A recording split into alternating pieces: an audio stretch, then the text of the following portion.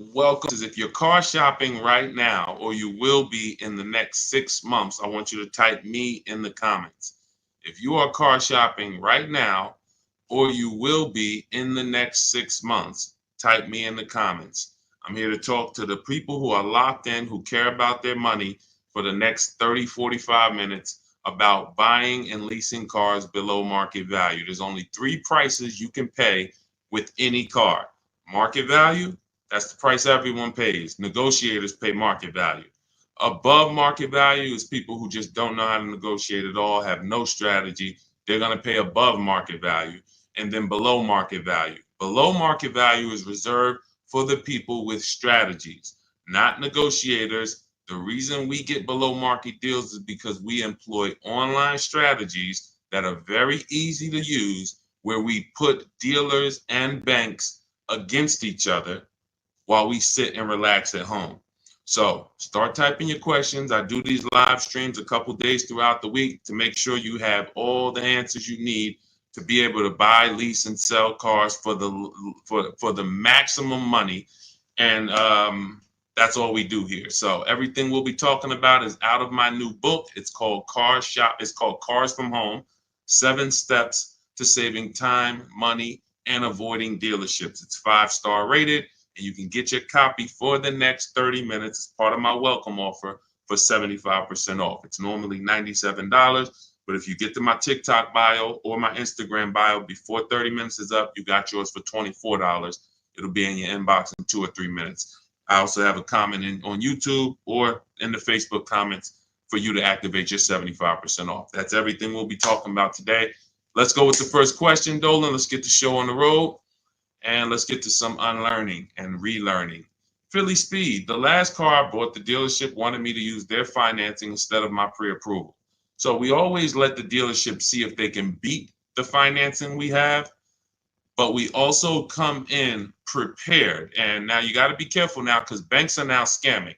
Banks are locking people in with hard credit pull pre-approvals. So they know that the people are hip to pre-approvals. And so I want you to pay very close attention to any company, dealership included, that tries to lock you in, because that's the exact opposite of what we do. We do not let banks and dealerships lock us in, because that prevents us from shopping their competition. And the way that you save the big money, not the hundreds, if you want to save the thousands, the 3,000s, the 5,000s, the 10,000s, and more, is you're putting dealers and banks against each other. That is the name of the game, and that allows you to save more money than you've ever saved without being you could be the world's worst negotiator. You could be a horrible negotiator, and putting dealers and banks against each other is going to be how you save more money than the best negotiator in the world. So we don't do pre-approvals unless they're soft credit pull. If they're soft credit pull, we'll use the pre-approval to budget, because the only purpose of a pre-approval is to budget. Who's a homeowner? Type me if you're a homeowner. You know you got a pre-approval, or you got pre-approved for your mortgage to budget. They told you, based on your credit, based on your income, you could afford this much house, 300,000. 400,000, 600,000. They told you this is what your interest rate would be. This is what your monthly mortgage payment would be with taxes and insurance. So the only purpose for pre-approvals is budgeting. So now, when you don't, the reason why I hate bad pre-approvals, in my book I call them restricted pre-approvals, is because one, they're going to activate the rate shopping window. Thanks, Dawn. The rate shopping window is a period of time that the credit bureaus give you to let multiple banks and lenders access your credit with a hard pull to compete. So within a 14-day period, you can have 20 banks access your credit, give you their best rate, so that you know you got the best rate because you created competition. Now, once you activate the first hard pull, the clock starts ticking. The clock starts ticking.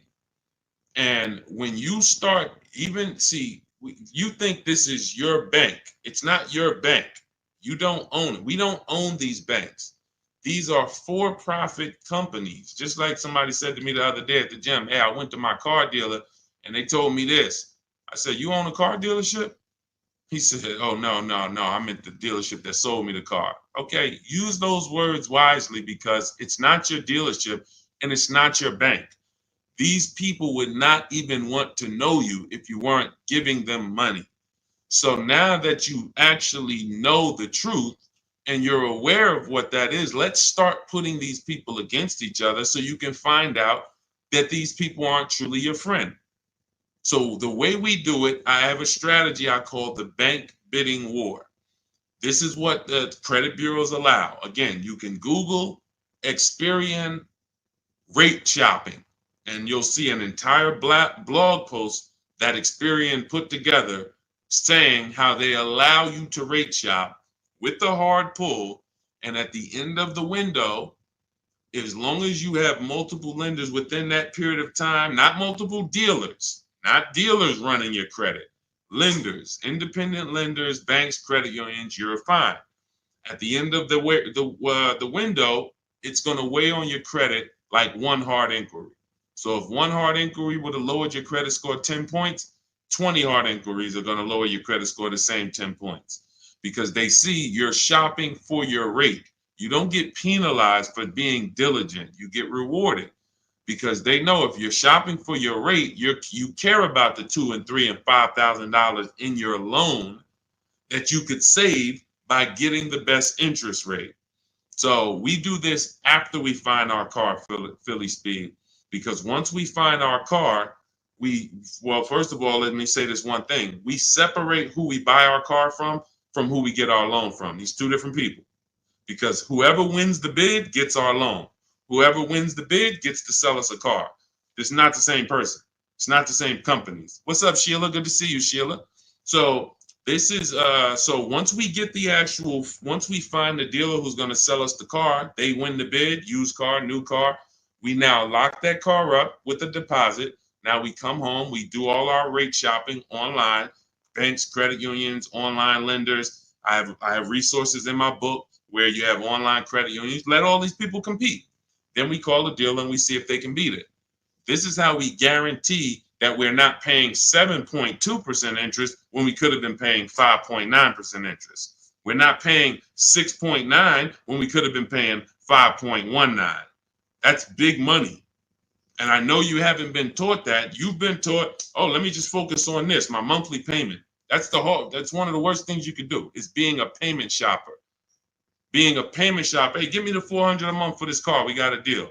That is one of the, and in fact, that's the first video I made on TikTok that really introduced me to the world. Is the worst thing you could do in a car dealership. Just say, get me to this payment, we got a deal. Payments they can manipulate. $400 a month on a loan is 5 years, $20,000 on a regular loan. There could be $30,000 on a lease, $35,000 depending on the car on a lease. Could be $18,000, $15,000 with bad credit. $400 a month. There's so many ways to get this $400 a month. So you don't want to be mixing these things. You want to separate your loan shopping from your car shopping. And it's easy when you're paying cash. Cash buyers don't make these mistakes. Cash buyers still overpay. They don't get, unless they're bidding, but they don't make the mistake of mixing their payments and thinking, wow, just because I got a good monthly payment means I got a good price on the car. Absolutely not. You could have a great monthly payment, but you paid a terrible price for the car. Two totally different things. That's why we separate them. Go ahead, Dolan. I see a lot of questions coming in. Let's go. We'll keep more coming. Let's go. You ever had bad? Okay, let's go to the next question. I don't even know what that means. I don't even know what that means. Go ahead, Dolan. Next question. Maybe it was a typo.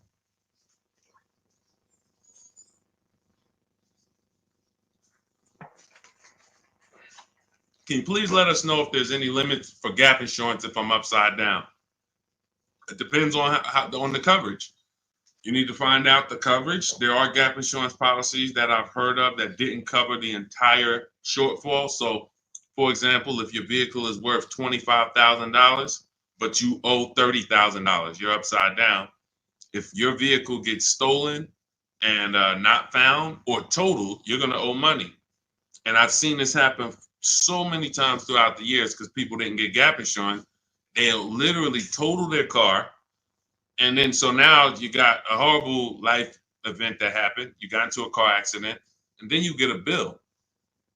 You get a bill, and people are like, wow, where did I get this bill from? And it's like, your car was only worth 25, but your loan was 30. So if you're driving around in a car that does not have, that's not worth what you owe, but you don't have gap insurance, you're exposed. Something happens to that car, not only are you going to lose the car, you got a bill coming to you. So what I always say is, you got to know when you're upside down. You got to know when to get gap insurance. And you also have to know you don't have to buy it from the dealership. You can call your insurance company, see if they sell it. You can Google insurance companies that sell gap. Usually you can find it for a cheaper price than what the dealership is going to charge. But some of the worst, it's insult to injury. It's not many things like losing your car and then getting a bill on top of that. That's almost as bad as like having a car that's breaking down and then you got to fix something on it, but you still have a car payment. So the car doesn't drive, transmission's out, but you still got to make a payment every month. It's like, those are two of the toughest things. So know when you need gap insurance. Don't skip that. That's not a smart decision at all. But then check the coverage too, because he's asking about coverage. Check how much coverage. Do you have $15,000 of coverage? When you get your gap insurance policy, ask how much is covered if, God forbid, the vehicle is totaled. Go ahead, Dolan. All right. Hey, what's up, MT? I'm in the market to lease my first Mercedes. I'm looking for an S580E. Make sure you get multiple offers.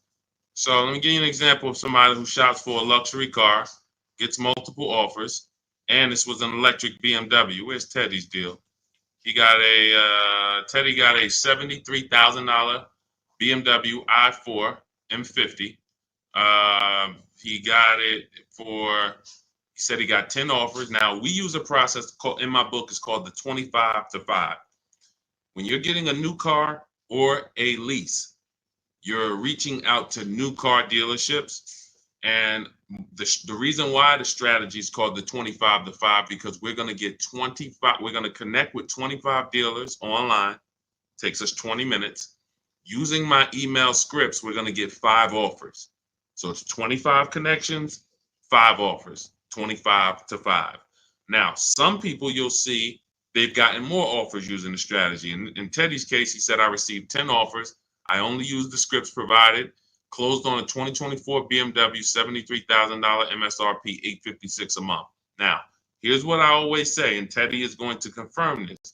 When you properly shop multiple offers, you are going to see a wide range.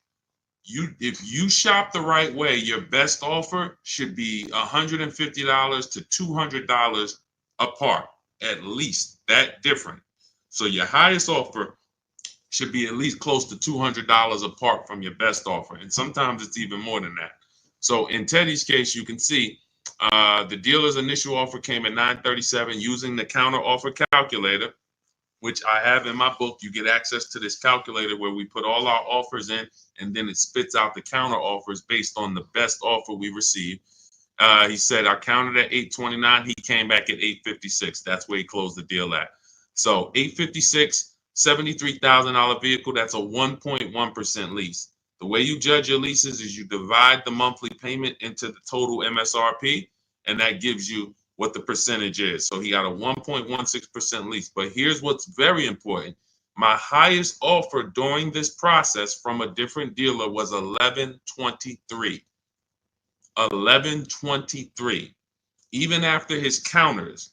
So when I tell you that 80% of dealers are overpriced, had he been inside that dealership that was $1,123 trying to negotiate, it would not have mattered how great of a negotiator he was. The $1,123 dealer is not coming down to $856 because the $1,123 dealer is an 80% dealer. They're not going to sell the car if they can't make a certain amount of money. And that's what the 80% do. They'll discount and say that's the best we can do. They're not lying to you, but it's not the best their competition is willing to do. So if you're in a dealership that's an 80% dealer, this is why I said at the beginning of the stream, negotiators lose all the time. Great negotiators who don't use a bidding system lose all the time. I don't care if you're in sales. You say, Deshone, I've been in sales. I negotiate for a living. You lose all the time because there's no way for you to know the bottom of a vehicle. You don't know, is the bottom 7,000 off? Is it 3,000 off? Is it 15,000 off? What's the bottom? And if you, the only way for you to know the bottom is to get multiple offers from multiple dealers and see the one who gives you the best offer. That's what confirms what the bottom is. So this is what you do. If you're talking about leasing an S580, this is what you do. You get multiple offers on an S580 $100,000 car. You should see a $400 swing from your best offer to your worst offer. You might see $1,100 a month, and you might see $1,500 a month from one dealer. That is from a different dealer. That's how different it is. Now, if you want to call around and try to get the quotes yourself by the phone, you can do that. We don't do that. We use email because I believe that most people don't like talking to car dealerships. Believe it or not, there are some people who do, and God bless them. Go ahead, do your thing if that's you. Start calling around. But if you're like, you just want to be able to copy and paste and use emails, that is all in my digital book, Cars from Home, 7 Steps to Saving Time, Money, and Avoiding Dealerships. It's already 5-star rated. Thank you to everybody who's taken the time to write a review about the book.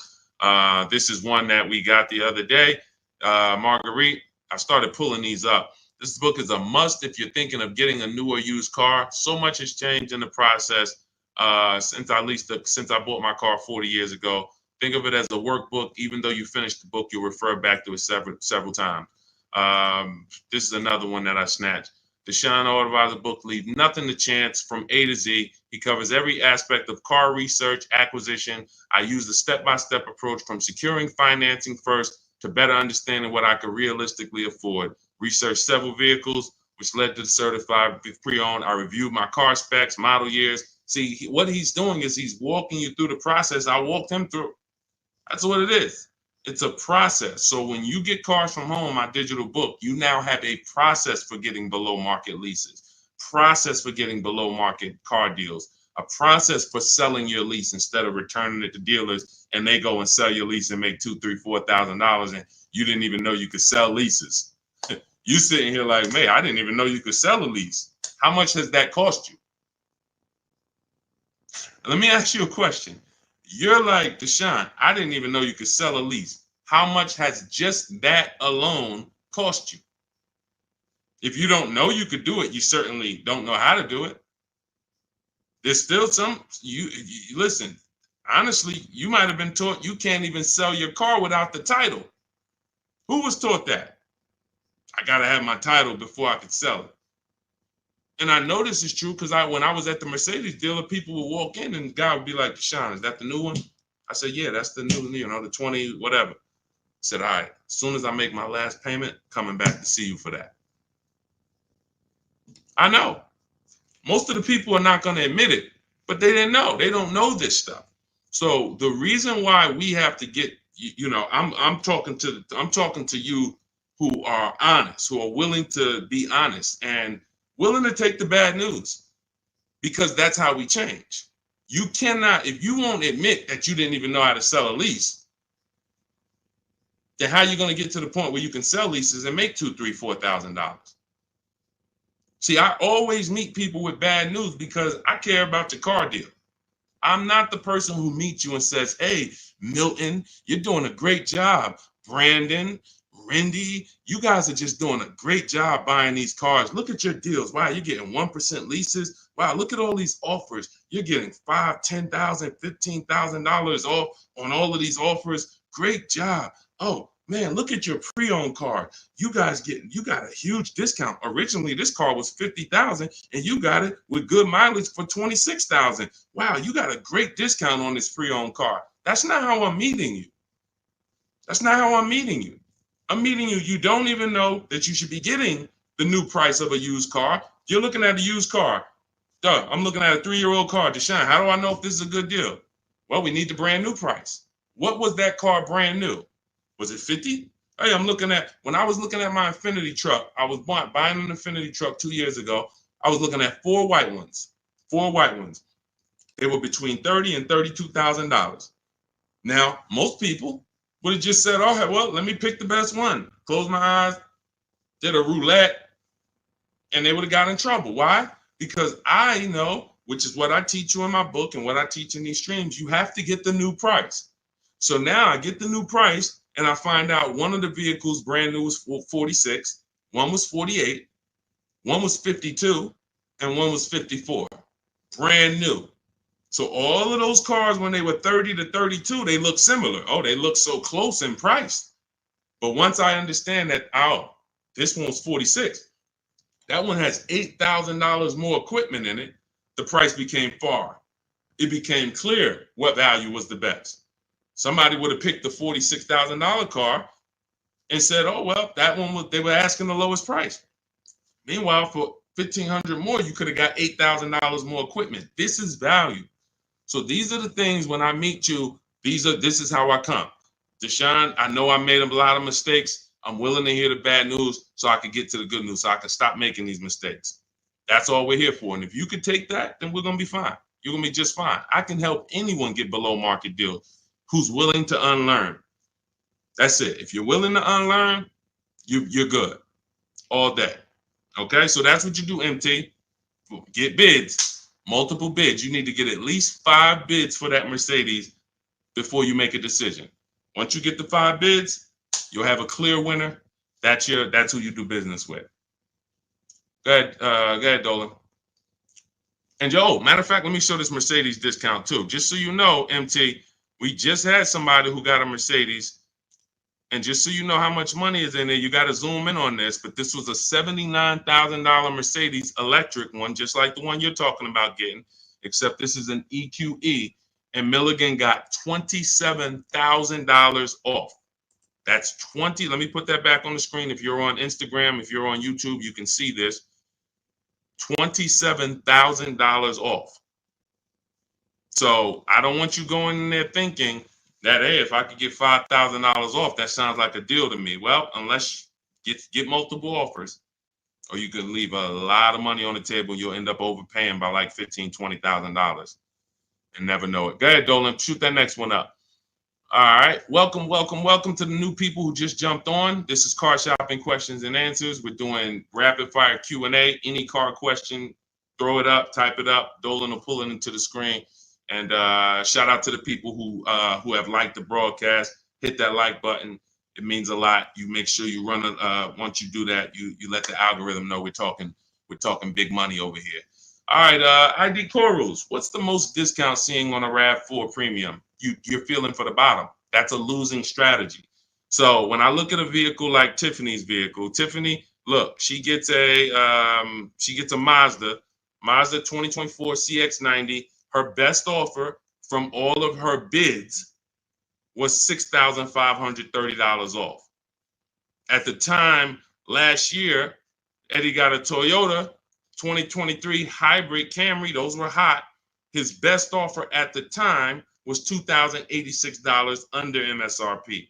That was a time when people were still charging over MSRP for some of these hybrids and some of these Camrys. So you don't know what your offer is going to be. I wish I could tell you that, hey, a Jeep Grand Cherokee, if you get $7,000 off, that's the bottom.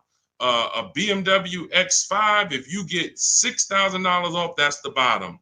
No one knows. And frankly, there's never going to be a way to know. The only way that you possibly could know is if you're in our network and you see people who make a deal. I'll give you an example. If I see Ansley picks up his QX, his Infinity QX 60. I see Ansley, let's see, he picks up his Infinity QX 60, $58,000 vehicle. He gets it for $554, no money down. He leased it. $554, no money down on his lease. That's a under 1% lease, if you're not aware of how leases are judged. savvy people all know about the 1% rule. So if your lease payment is 1% or less than the MSRP, you stole a vehicle. So this is a 1% lease, no money down. That's the only way we can judge a 1% lease, not with money down. So when I look at the discount on this, he probably got $7,000-8,000 off that Infiniti. He might have got you can't get that type of payment without getting huge amounts off and huge rebates. But he did not know that he was going to get that type of payment on his Infiniti. He did not know that he was going to get that type of payment. He went in, he shopped the market using our strategies. And just so you know, once you know how to do this, it only takes you 90 minutes to shop the market. When you see these people, look at Ansley's last sentence. Started the process Saturday, accepted a deal Monday.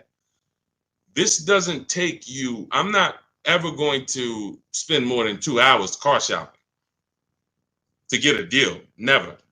90 minutes tops, I'm going to get a below market deal on anything. So when you look at the process of using a computer, this is what they're made for. See, the problem is you're just not using computers.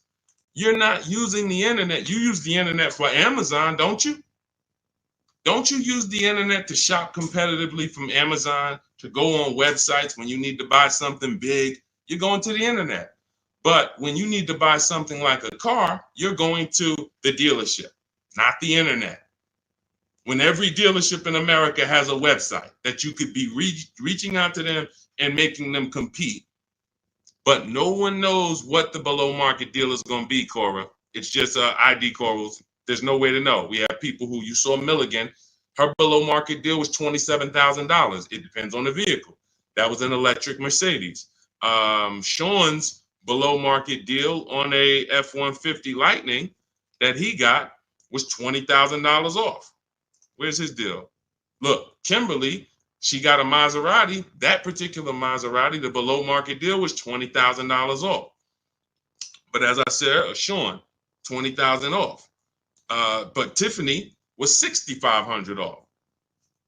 So when you see on the Mazda, so it's different for every vehicle. You have to understand that. And there's no way for you guys to know that. Unless you're in our group and then you see somebody get a car that you want and you're like, wow, if he just got 20 and he did that work, then I know the below market deal is 20. Let me go get it. But you still got to send your offers out. But there's no way to know. And when you try to guess, you get in trouble. That's what negotiators do. That's what negotiators do. They'd be like, all right, I feel like I got 7,000 off this. I think I did good. What if you could have got 12? What if you could have got 17? You're not doing good. All right, go ahead, Dolan. Absolutely applies to used cars. Our system in my book, somebody said, does this apply to used cars?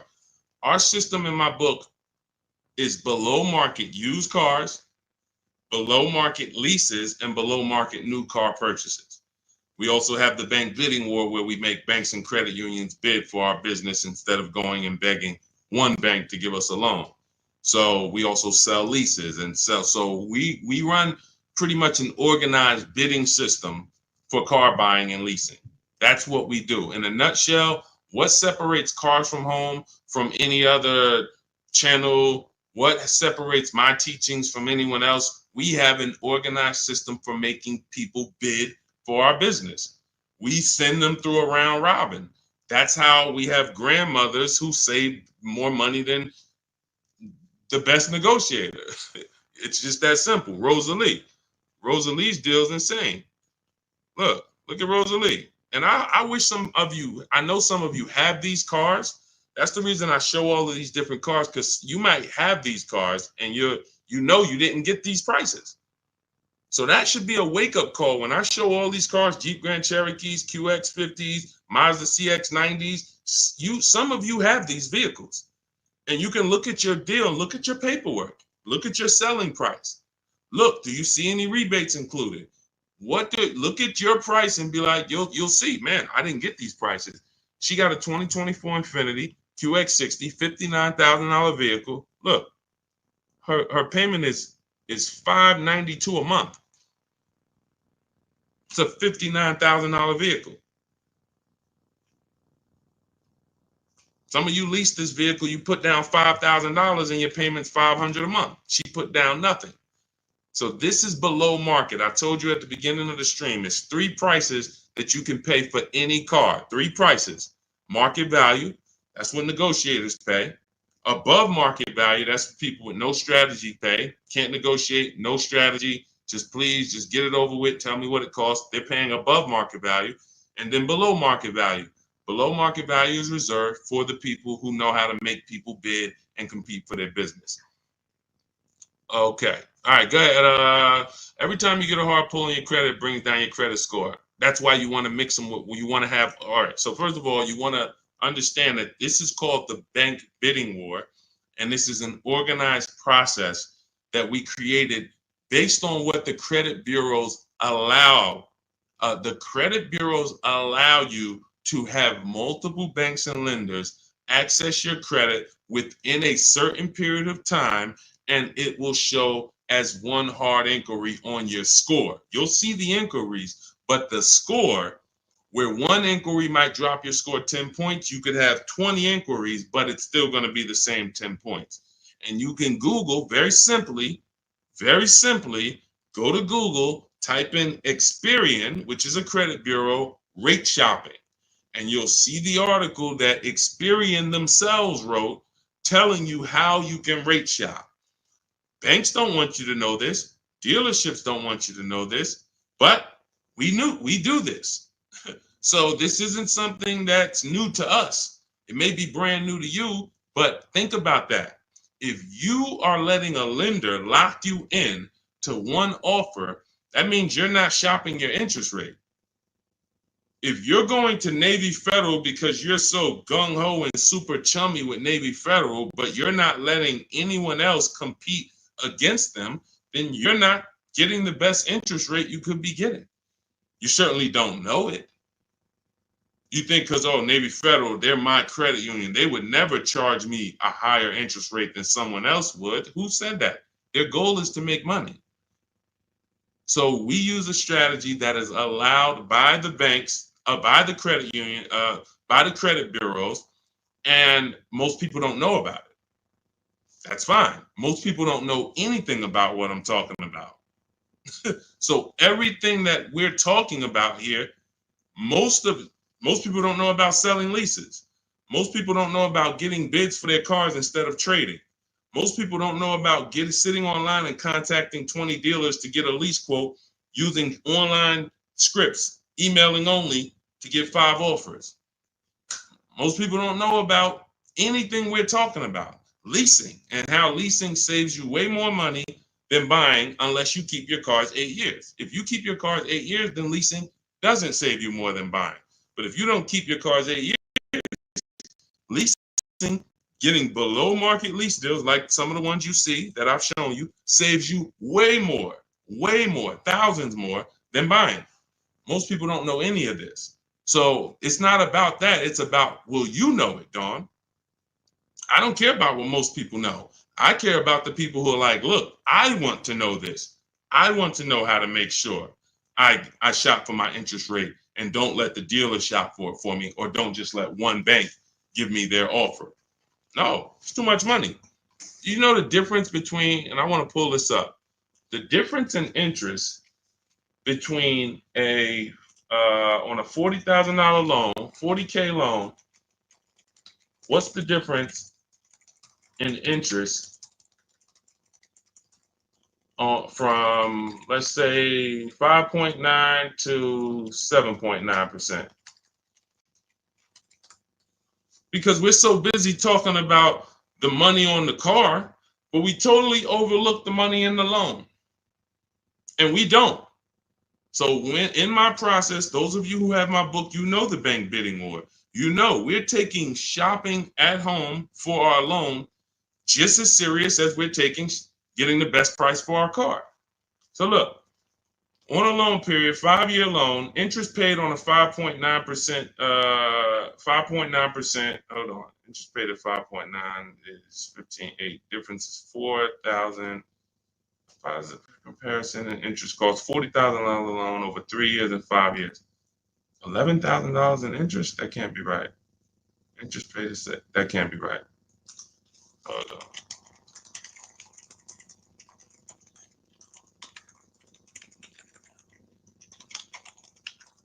7.9%. How much interest is paid on a 5-year loan? 7.9%. Could be over $15,000. That's impossible. 7.9 that's impossible. Hold on. Now I gotta figure this out. I know it's a big difference. I know it's thousands different, but on a $40,000 loan, hold on. Wow.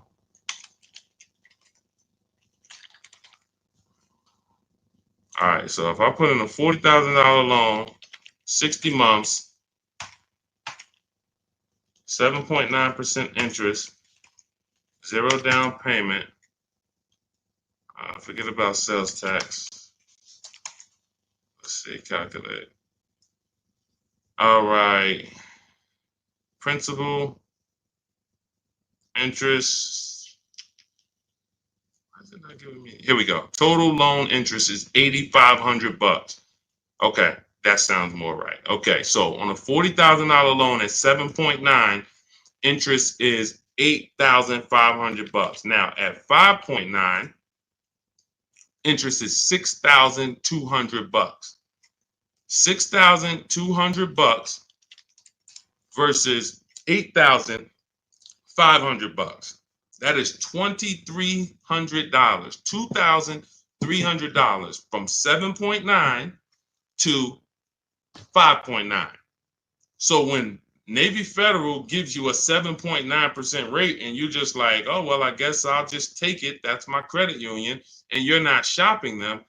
You're giving them money without even trying. And everything we do is quick, simple from home. But you need to understand how much money you have given to these banks and dealerships by just not making them compete. You're not just magically getting big money off and saving all this money. That's just not, it's too much money in car deals. Go ahead, Dolan.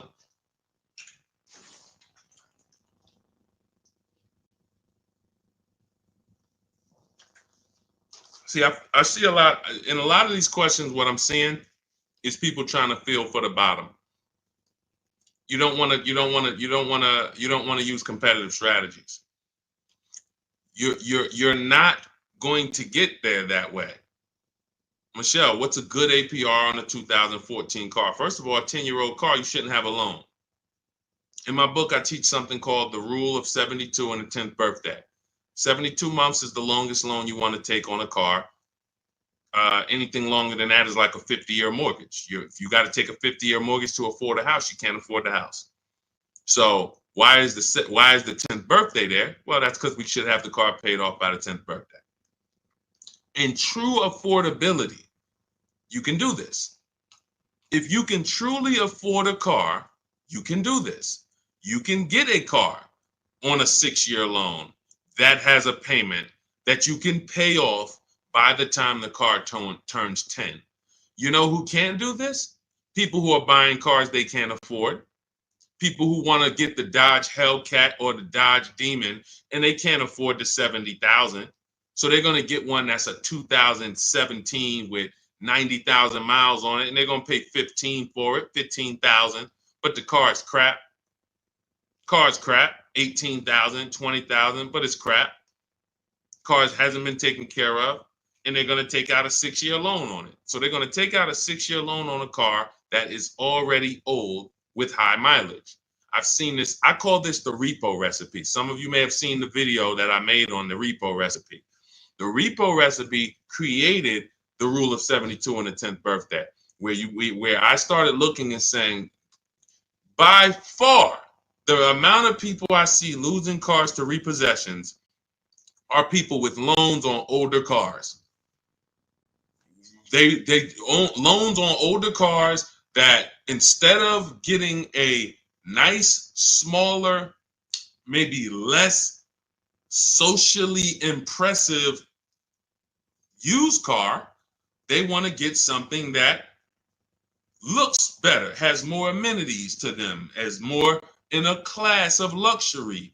all right, Sean, I could get this 2015 BMW. It's it has 90,000 miles on it. They only asking 14 grand. It's a horrible decision unless you can pay cash, because all you're doing is investing in a car for 5-6 years with payments that is already due for repairs. At 10 years old, the car you're asking about, Michelle, is already due for repairs. This is the age of the car. This is the age of the life cycle of the car where repairs should be normal. 10 years old, the car should be paid off. And every 2 years, you go to your mechanic. Hey, what does it need? They say, okay, hey, you got to put 1,000 into it. You got to put 800 into it. No problem. Here you go. Let me keep my car running. That's the age of repairs.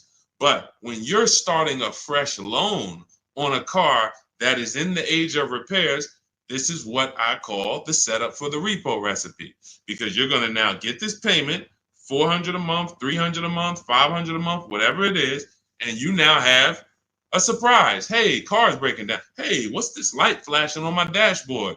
Hey, what's this going on? What's this sound I'm hearing in the back? That's because you bought a car that is in the age of repair, and you just bought it like it wasn't. See, if you drop cash on it, 15 grand, I don't got no problem with that. Because now you're going to say, all right, Deshone, I bought an older car, paid it off, but I'm going to put some money to the side just in case things go wrong. Perfect. But when you're making your car payment and you're paying your insurance and you're putting gas in the car and you have to do an oil change and then something breaks and it costs you $2,000, you're probably gonna see the repo recipe, because you're gonna be like, wow, and God forbid something major happens, like the transmission goes or a head gasket goes or the engine goes. I'll forget it.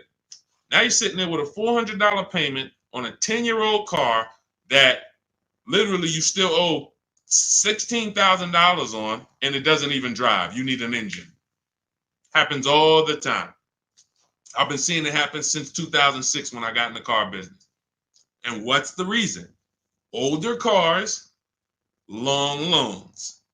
Let's get these older cars, instead of being frugal and saying, all right, I could afford $300 a month. Let me go get an inexpensive, smaller used car that I can get something that's 5 or 6 years old, where it'll take care of me. It's not going to have all the bells and whistles because I don't have the budget for that, but it is going to be dependable. It is going to get me from point A to point B. It will allow me, it won't surprise me. I'm not going to come out one day to go to work and the car is broken down on me. Now I'm calling out of work and I got to call a tow truck and all of this stuff you're going to have with this 2014. So these are the things that I speak to my family about, to my friends when I was in the car business. These are the things that I would speak to people about, Michelle. A loan on a 2014 is a horrible idea. I can't even tell you what a good APR would be, but if you had said, what's a good APR on a 2020? I'm not going to tell you. We need to bid that out. We don't know what a good APR is. Is it 5? Is it 4.9? Do they have a special interest rate, 1.9? What's the best we're going to get? We're going to put it through a bank bidding war process, and we'll see. That's it. But a 2014, that's just too old of a car to have a loan on. Go ahead, Dolan. Everything I'm teaching is inside my new digital book. If you want the entire blueprint of everything that people like Pierre have used, people like Zafrina have used to get these below market deals, Teddy, people like Jared, look, Greg, some of you know Greg, he got his EV6 Kia, $56,000 vehicle, $527 a month. Everything that these guys have used and girls have used to get these below market deals is in my new digital book. And you can have it for 75% off. That's my welcome offer, but it's only for 30 minutes. After 30 minutes, it goes back up to $97. So if you want yours for $24, head to my TikTok bio now or my Instagram bio, click the website link there, and then click the button that says 75% off new book. Get there before the timer so you can get your $24 book instead of a $97 book, even though it's worth it at $97. And if you're on YouTube, I have a comment for you, a link for you in the chat, and then I have a link for you guys on Facebook. But that's for those who want the blueprint. It'll be there. And make sure when you get your book, you screenshot the thank you page, because it has my support team's email on there, just in case you type your email wrong. Want to make sure you can reach out to support to get your book. Go ahead, Dolan. Does your book go into detail about cash purchases? Cash is simple. It's just simple. You're using one step of the bidding process. If you don't have a car to replace, then you're using one step. If you have a car to replace, then you still be doing the equity assessment to sell your old car. You just wouldn't need the bank bidding war because you're not financing. But for sure, if you use you'd be using the same process that Milligan used. Milligan used to save $27,000 off her car. Pierre, he got his pre-owned Mazda. He got 20% off certified pre-owned CX5. Used the perfect budget calculator. Spotted this best deal of similar listings, and then he knows how to get the original price to make sure that he got the biggest discount from the new version. Somebody like Vincent. Vincent gets a Lincoln. He wanted to get, what I like about Vincent is he got more discount than he went in to get. I can't even see all of these people. Here we go. Vincent, he said, I bought a 3-year-old Lincoln Corsair, under 45,000 miles. He targeted to get 30 to 35% off original MSRP using the multiple marketplace strategy in my book. He got a 43% off MSRP, original MSRP. See, that original MSRP, that's different language. That's language that you should be using when you buy a pre-owned car. There's no pre-owned car that you should be buying from this day forward, and the original MSRP is not in your language. It just makes no sense. How do you know what the price is if the price you're paying is good or not? What are you basing it off of? Market value? What the other ones are listed at all? That doesn't matter. What matters is how much was that car originally? 60,000? Okay, now they're offering it for 30. It's 50% off. How much was this car originally? 52? Now they're offering it for 30. Okay, what's the better discount? That's what matters with a used car when it comes to getting the best price. Now, that has nothing to do with getting a quality car. We have different steps we take to get a quality car. You have to check the Carfax. You have to look at the title. We don't want salvage title. We don't want frame damage. We don't want rebuilt titles. We don't want rentals. So you're checking the title. We're looking at accident history. We're looking at service records. We're checking to make sure that there's no bad data on that vehicle. It doesn't have electric problems, doesn't have software problems. We do all of this in literally 15 minutes. That's our steps for making sure we don't get a bad used car.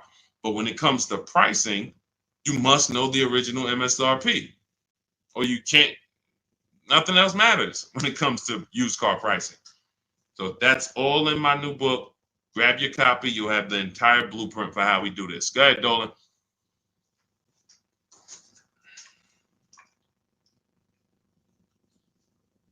What do you do if your loan is upside down and you want to lease? Transfer it over. In my book, we have 2 ways to get out of a negative equity. There's 3 options with negative equity. 2 lead to a car, 1 does not. So just so you understand the severity of negative equity I call the bad credit for people with good credit. Because when I was at the dealership, people walk into Mercedes, and if they left with they could have an 800 score.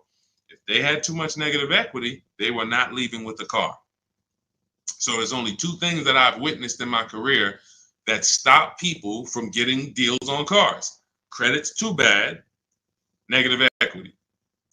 So that means it's a serious thing. So what I say is understand the cause. The cause, which you seem to know already, Lavis, is you should be leasing, but you buy. That's why Lavis is asking about going from a negative equity deal to a lease, because the taking out 5-year, 6-year loans is what you do. Then you go and you replace those cars in 2 or 3 or 4 years. You have negative equity. Happens all the time, especially to you who doing no money down deals. And to those of you who are putting down like 5, 10 grand, you don't have any negative equity, but you're losing that money. You're not getting that money back. You put down 5 grand, 10 grand on a car, then you come to trade it in 5 years, and you come to trade it in 3 years. You're not getting that 5, 10 grand back. You don't because it's just the car depreciates too much. So you're just throwing money at these cars that is not coming back to you. When you are going for a lease now, we have 2 ways that you're going to transfer to a lease from a negative equity deal. We're going to do our equity assessment. You're going to go to CarMax, go on these websites, CarMax, Driveway, Carvana, KBB, Instant Cash Offer, Car Gurus, and AutoNation. Sell my car. 6 offers. So they're going to give you 6 offers on your current car. Now, that is going to be the smallest amount of negative equity that you're going to have, because that's the best offers you're going to get. These are companies that fight every day to buy cars. That's what they do. So they're not lowballing. They're not saying, hey, we'll throw out one number here and then we'll negotiate. Hey, Charlene, good to see you. Good to see you, Michael Singleton. They're not doing that. They're coming in and saying, all right, we're going to put our best offer online. And then when we inspect the car, if there was something that you didn't tell us about the car, if there was something that you left out, we're going to need to deduct that when we inspect it. So they're putting their best offers online right there. And so that means that's going to be your lowest amount of negative equity, because you're getting the most for your car if you sell to one of them. So let's say your highest offer comes from a Car Guru's dealer who wants to buy your car for $19,000. Let's say you owe 21. You owe 21, they want to buy it for 19. Hey, Steve Long, what's going on? Good to see you. What should you do? You should pay the difference, because when you pay the difference, you're closing the deal with the least amount of negative equity. That's what you want. You're closing the deal with the least amount of negative equity. And so when you go buy your car, your next car, or lease your next car, rather, in your case, negative equity has nothing to do with the deal. So that's what you would prefer to do. Pay the difference and then go out and get bids for your lease and then do a clean deal. But now let's say, they offer you 19 and you owe 29. So you are now $10,000 upside down. You can't pay the difference. I don't have 10 grand to pay the difference. Okay. Now what you have to do is you have to transfer that negative equity to your next deal, which means you have to trade your car in. And we don't trade. We don't like trading because you can't get bids. What's up, Dion? Good to see you. You can't get bids. The reason why when y'all hear me say trading is a curse word is because you don't get the money your car is worth trading it. You don't get the money anything is worth trading it. So now you've bought this car, you found this deal, but now you have to go to the dealer and say, all right, I need you to take a look at my car. Now, what happens if Carvana offered you 19, but this dealer can only pay 17? It's just all they can pay. They can't match that offer. So you're going to have more negative equity in most cases when you have to do this. So, but that's okay. If you can't pay the difference, this is your only option. Now, it's very important for those of you who are trying to do negative equity trades and then go into a lease that you understand loan to value ratios, because that's what's stopping you from getting your deals. When you go to buy a car, the bank usually gives you 20% above the value of the car. That's the max the bank is going to really give a person with good credit. Sometimes a little more, but we'll use that it could go to 25%. Ridiculous banks will go to 30%, but 20% is really benchmark. So if the car you're buying is 40, the bank is going to lend you max 48,000. That's 20%. So no dealer, no bank. What's up, Benito? Nobody can get $50,000 approved on that $40,000 car. So when you buy your car, you're trying to buy the car, put the taxes in, put the fees in, and then throw the negative equity in. So the car was 40.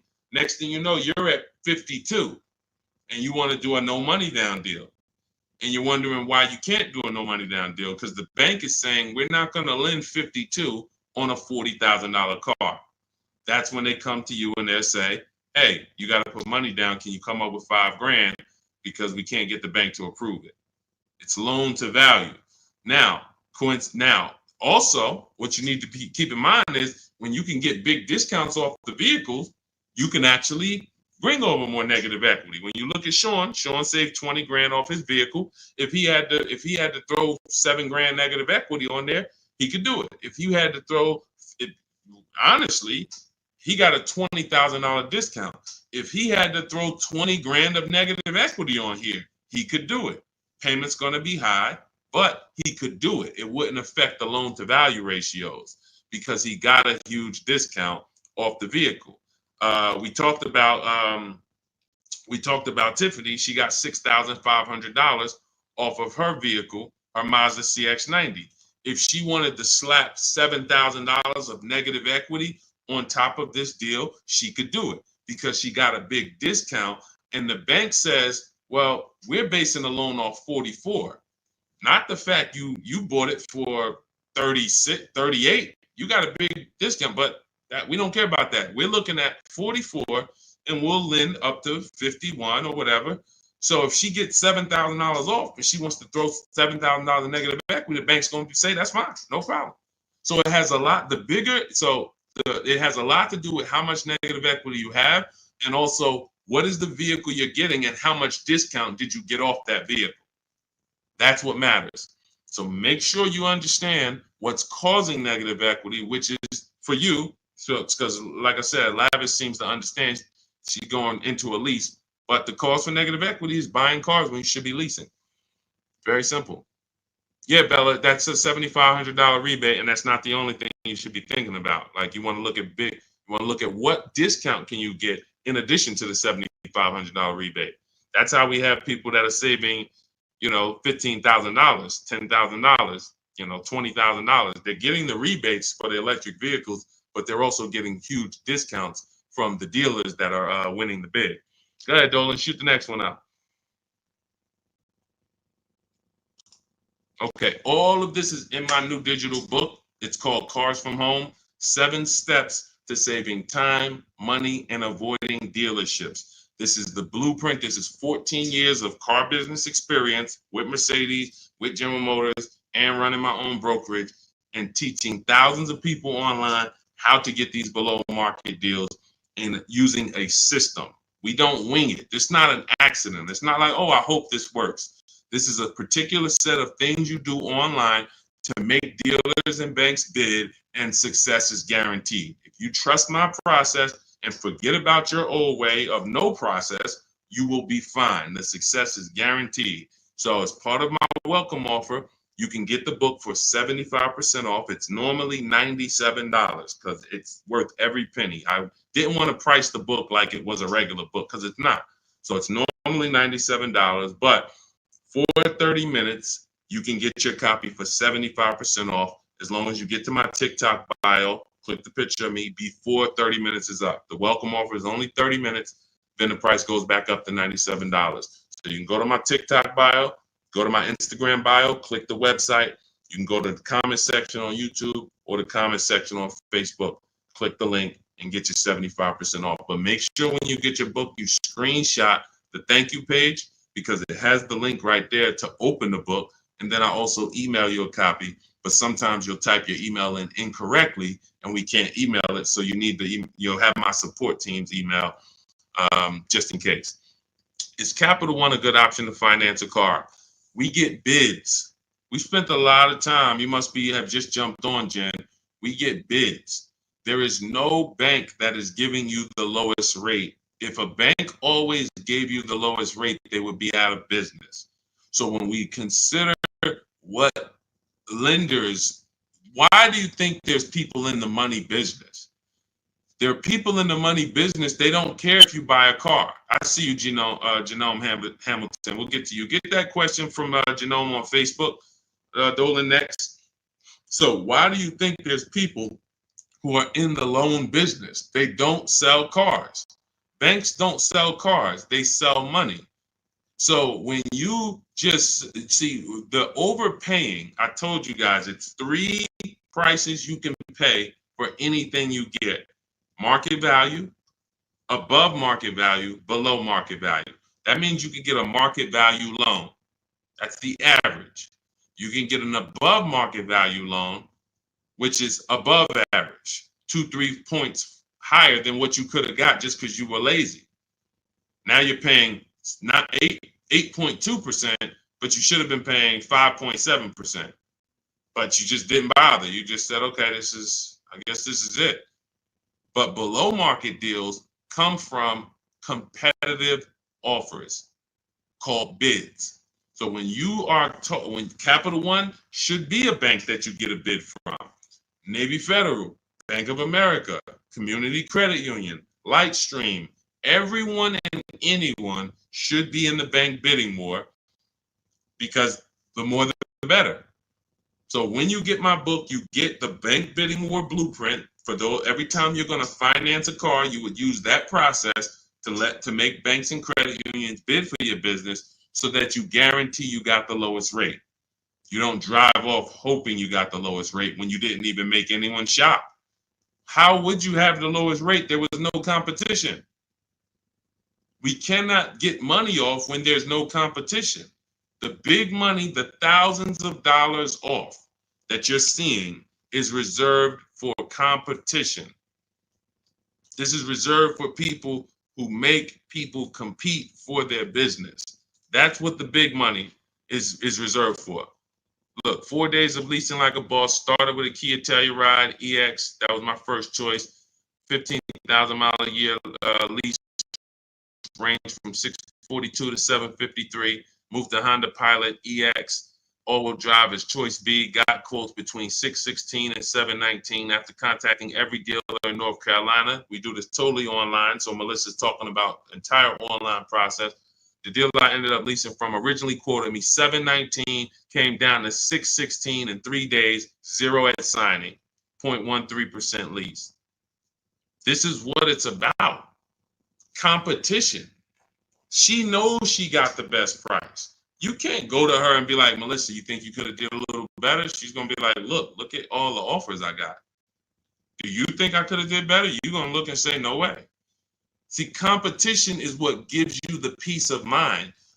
Every time you buy a car, why don't you have peace of mind? Why are you driving away hoping? Driving away, oh man, you think we did all right? Should we have tried to get more for the trade in? Man, shoot, we ended up putting 3,000 down. We only wanted to put 1,500 down. This is how you're leaving the dealership. Why? Because you're not making people compete. So when you're not making people compete, you're begging for discounts. And you have no leverage to be able to compare to even know that you got the best price. You have nothing to compare it to. So when people come on the stream and they're like, hey, Deshone, I'm paying $519 a month for this car. Is that a good deal? You have nothing to compare it to. Hey, I got a 2019 Mazda 3 for $17,000. Is that a good deal? You have nothing to compare it to. But if you had seen 7 Mazda 3s and then the one you got, it was originally, 31,000, but you paid, 17 for it. You know this. And this stuff is simple. This isn't building rocket ships. But this is reserved for the people who care about their finances. Everyone doesn't invest. Everyone doesn't save. Everyone doesn't, take financial literacy seriously in any way. But there are opportunities that flash past all of us where we can absolutely benefit from learning things that other people don't know. If you learn how to invest in stocks better than other people, you're going to do better than other people. If you learn how to get cars less than other people, you're going to get less than other people. This is not by accident. But you got to focus. This is your second most expensive purchase. So this is only for the people who are focused. This is for you. The blueprint, everything, my book, anything I do, the streams. The streams aren't for distracted people. We can't do nothing with distracted. There's people on here right now, they've got me on one channel, playing video games on the other channel, and then eating with another hand. And they think it's hard to win like that. We're going to talk about a $30,000, $40,000, $50,000 transaction, and you're not even really focused. So I want the people who are focused to understand your success is guaranteed. Just by being locked in, your success is guaranteed. Because we have a process that you can trust that you no longer have to wing this car buying thing. I've been in this thing since 2006. Car buying is very predictable. New cars, used cars, leases. There is nothing a car salesman is going to say or type to me or send to me in an email or send to my people that I haven't seen before. I used to have to send those same emails, copy and paste them. It's so predictable. So once you understand that, you'll understand why we're able to get these deals. All we're doing is putting people against each other. Simplest terms. Simplest terms. But we do have some advanced stuff when it comes to leasing versus buying. Obviously, this is more advanced teaching that people don't understand. But getting the money off, it's competition. It's competition. Go ahead, Dolan. Shoot the next one in. Jerome Hamilton, if I get a GM employee discount, can I get a better lease? Who knows if they're going to really give it to you? See, the problem is when you walk in and say, hey, I got a General Motors discount. All right, here, let me work you up these numbers. All right, it's $601 a month with $2,000 down. Oh, that's the GM price? Yep, that's the GM price. How do you know that? How do you know the GM price? How do you know it's not $3,000 in rebates that I'm holding back? How do you know it's not $3,000 in rebates and I'm only giving you $1,000 of it? Here, hey, I also we have $1,000 rebate. I also put in there for you. Oh yeah, you did with the GM pricing? Yep. You don't know. You don't know. So no matter whether we get X plan, GM deal, Mercedes fleet, does not matter, multiple offers. Because when you get multiple offers, what you're going to see is that some people are not going to give you the GM discount.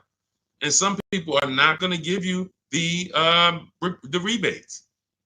They're just not going to do it. It's in their DNA. An 80% dealer is going to try to make everything they can make. I'm not giving this guy the $2,000 rebate. Why? Come on, I'll sell his car to somebody else.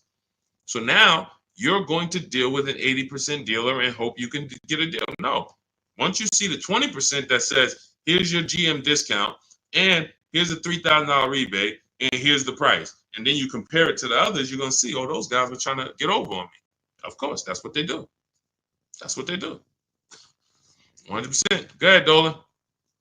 We always get bids. Doesn't matter. You can't trust anybody to give you a price and give you all the rebates and give you the hidden money like they're your friend. That's just not going to happen.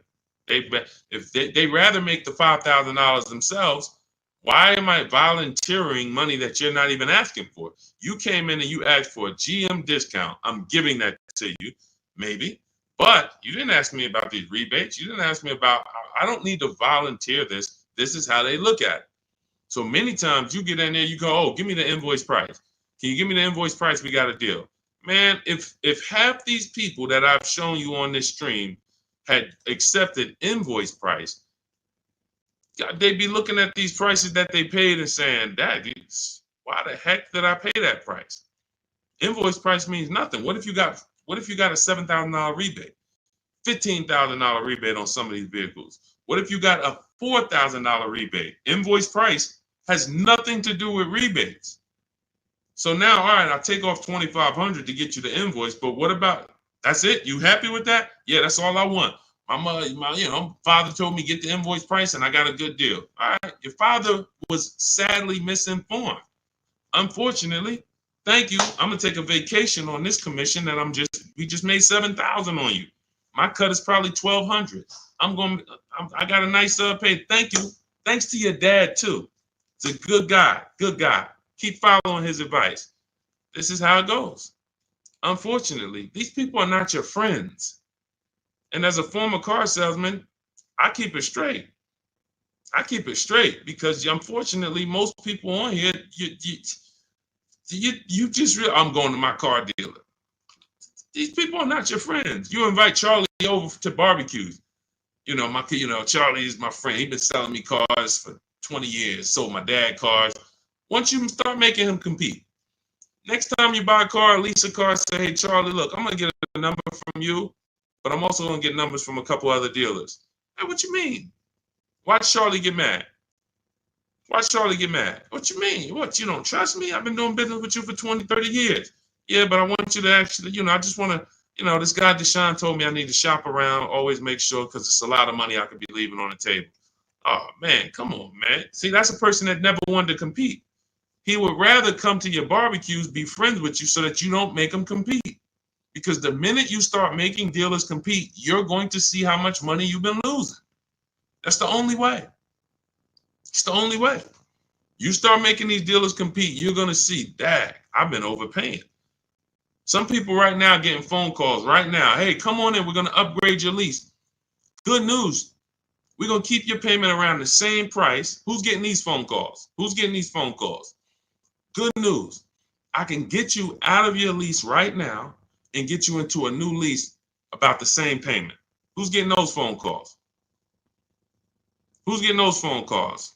I ain't been on since 5 a.m., KD. Chill out, bro. Chill out.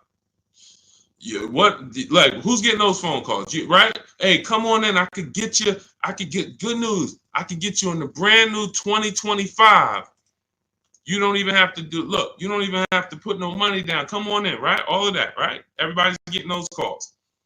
Why? Because 2022 and 2021, they overcharged you and your payment is so high, even though deals are a whole lot better. They were better back then, but they put you in a high deal back then.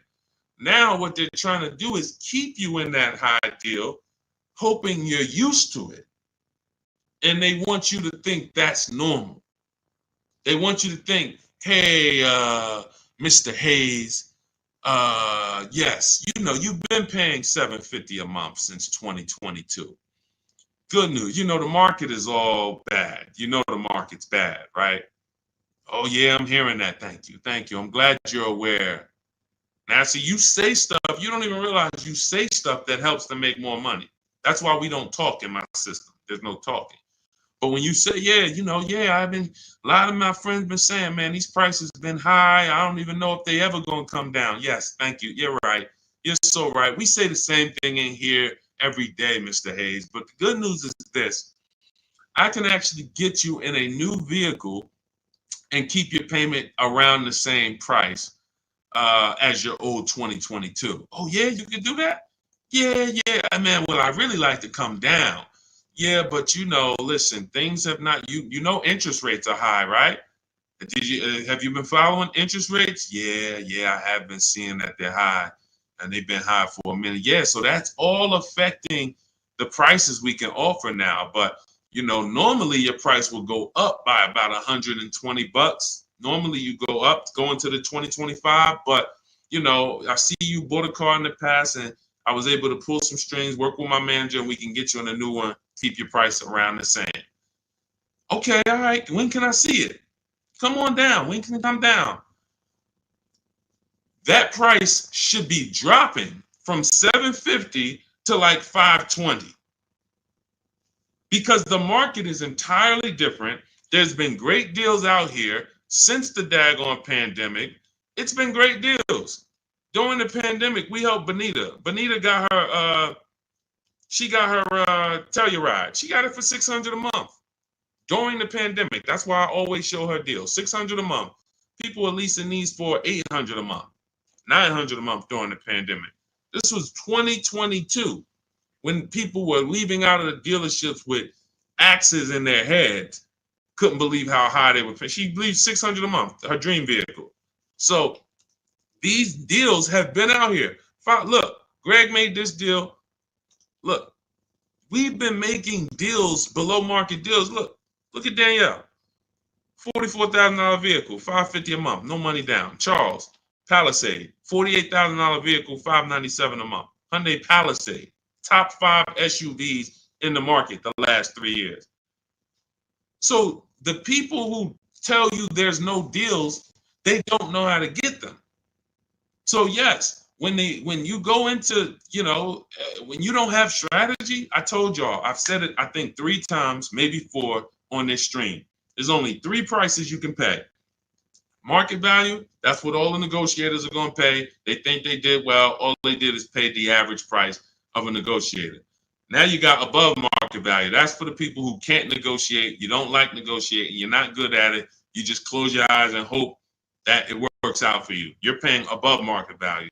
And then below market value, which is what you see these people pay because they're not negotiators. They make people bid. And when you make people bid, You don't have to be a negotiator. If someone comes in to fix, you want to get your kitchen redone, and they tell you, okay, it's going to be $50,000. Yeah, hey, is that your best price? All right, yeah, all right, because I'm going to have 3 or 4 other people come in and get a number too. Okay, well, I might be able to get you from like 50 down to like 45. Okay, it's all right. I'm going to have another person come. Another person says, I could do it for 41. Another person says, I could do it for 60. Okay, another person, I could do it for 42.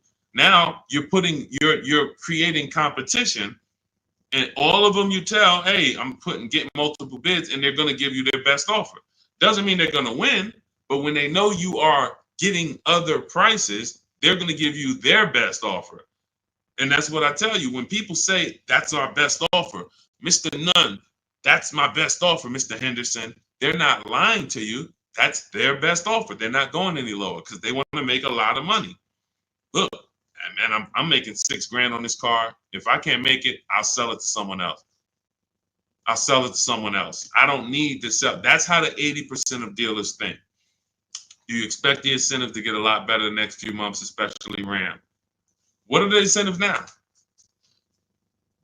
Unless you can tell me that you shop multiple dealers for Rams and you can show me 5 different offers you've gotten on a Ram, you don't know what the incentives are now. How can we wonder if stuff's going to be better? What are you comparing it to? You went into one dealer, Dodge dealer, hey, how much is this Ram? They told you and you're like, oh, well, that's expensive. 80% dealer. 80% dealer. And again, the only way for you to see how much you've been overpaying is to start using these strategies that we teach for multiple offers. And I know, sometimes it's hard to face that. Sometimes you would rather not see how much you've been losing. And that's understandable. It doesn't make financial sense, but it's an emotional decision that's understandable. I don't want to know, Deshone, I would rather keep shopping the way I've been shopping and save no money or the same money rather than shop the new way and then see that the old way was costing me tens of thousands of dollars. That doesn't make financial sense. But the people when you ask, are the incentives good? You got to know what the incentives are now. That means we run the market. When I was shopping for my mother a couple years ago, I ran all the offers on a Mazda CX-5 for her in October.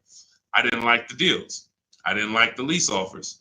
I contacted them again in November, emailed them all again. Hey, what do we look like in November? Didn't like the deals. Emailed them one more time in December. Or one of the dealers actually reached back out to me and said, hey, I got this car coming in. We did the deal in December. That is keeping track of incentives. That's monitoring programs. If I shop the Ram right now, it'll take me no more than 60 minutes to get literally 5 to 7 offers on Ram.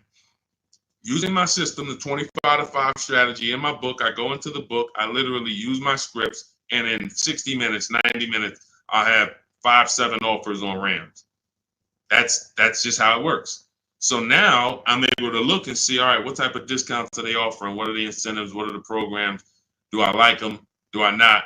All right, let me check back let me check back next month. Let me see if there's any new incentives. So that's the way it works. That's the way you move the market. We have to be able to monitor what the deals are. But I see, unfortunately, there's a lot of you who just you want to try to fill for the bottom.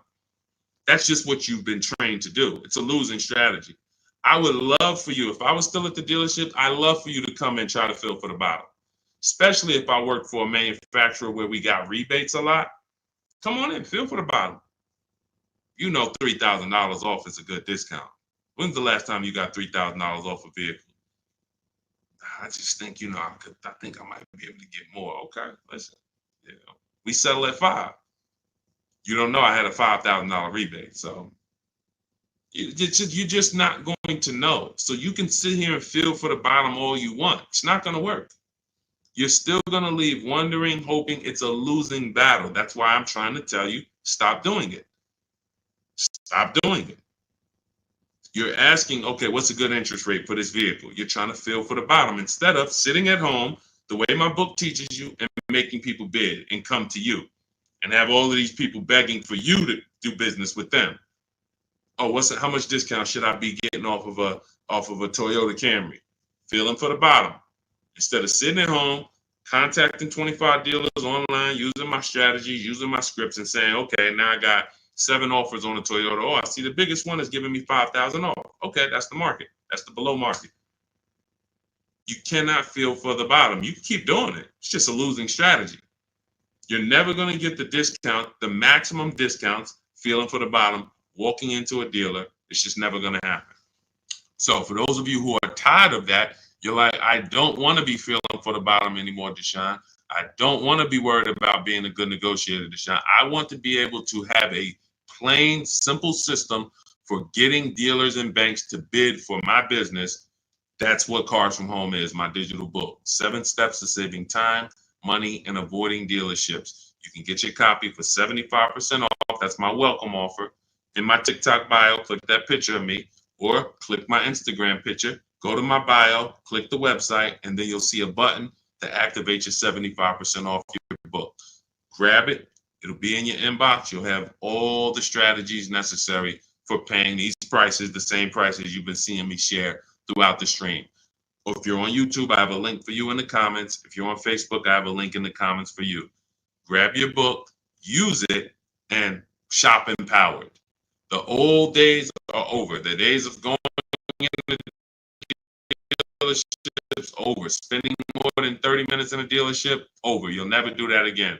Begging for discounts, over. Not knowing what to say, hoping, oh man, they told me don't tell them I had a trade. All of this garbage that they've been trying to, none of this stuff works because you're not employing competition. So all of those days of that's over. Watching social media videos, all right, man, let me try to remember this. All of that is over because we have the blueprint. It's already 5-star rated. You can Google it. Thank you to everybody who's reviewed the book on Goodreads. We appreciate you. We couldn't get to this many reviews and a 5-star rating without you guys taking the time to rate the book and review it. But grab your copy. As long as you get there before the 30 minutes is up, that welcome offer is only good for 30 minutes. After that, the book does go back up to $97, which is still a great price. But $24 is better than $97. So get there before the 30 minutes is up. TikTok bio, Instagram bio, YouTube comments, Facebook comments. Use the book and go win. All right? Unlearn everything you've been taught. That's the key. Leave everything you've been taught at the door. Trust this process. Success is guaranteed. All right? God bless you. I'll see you on the next stream.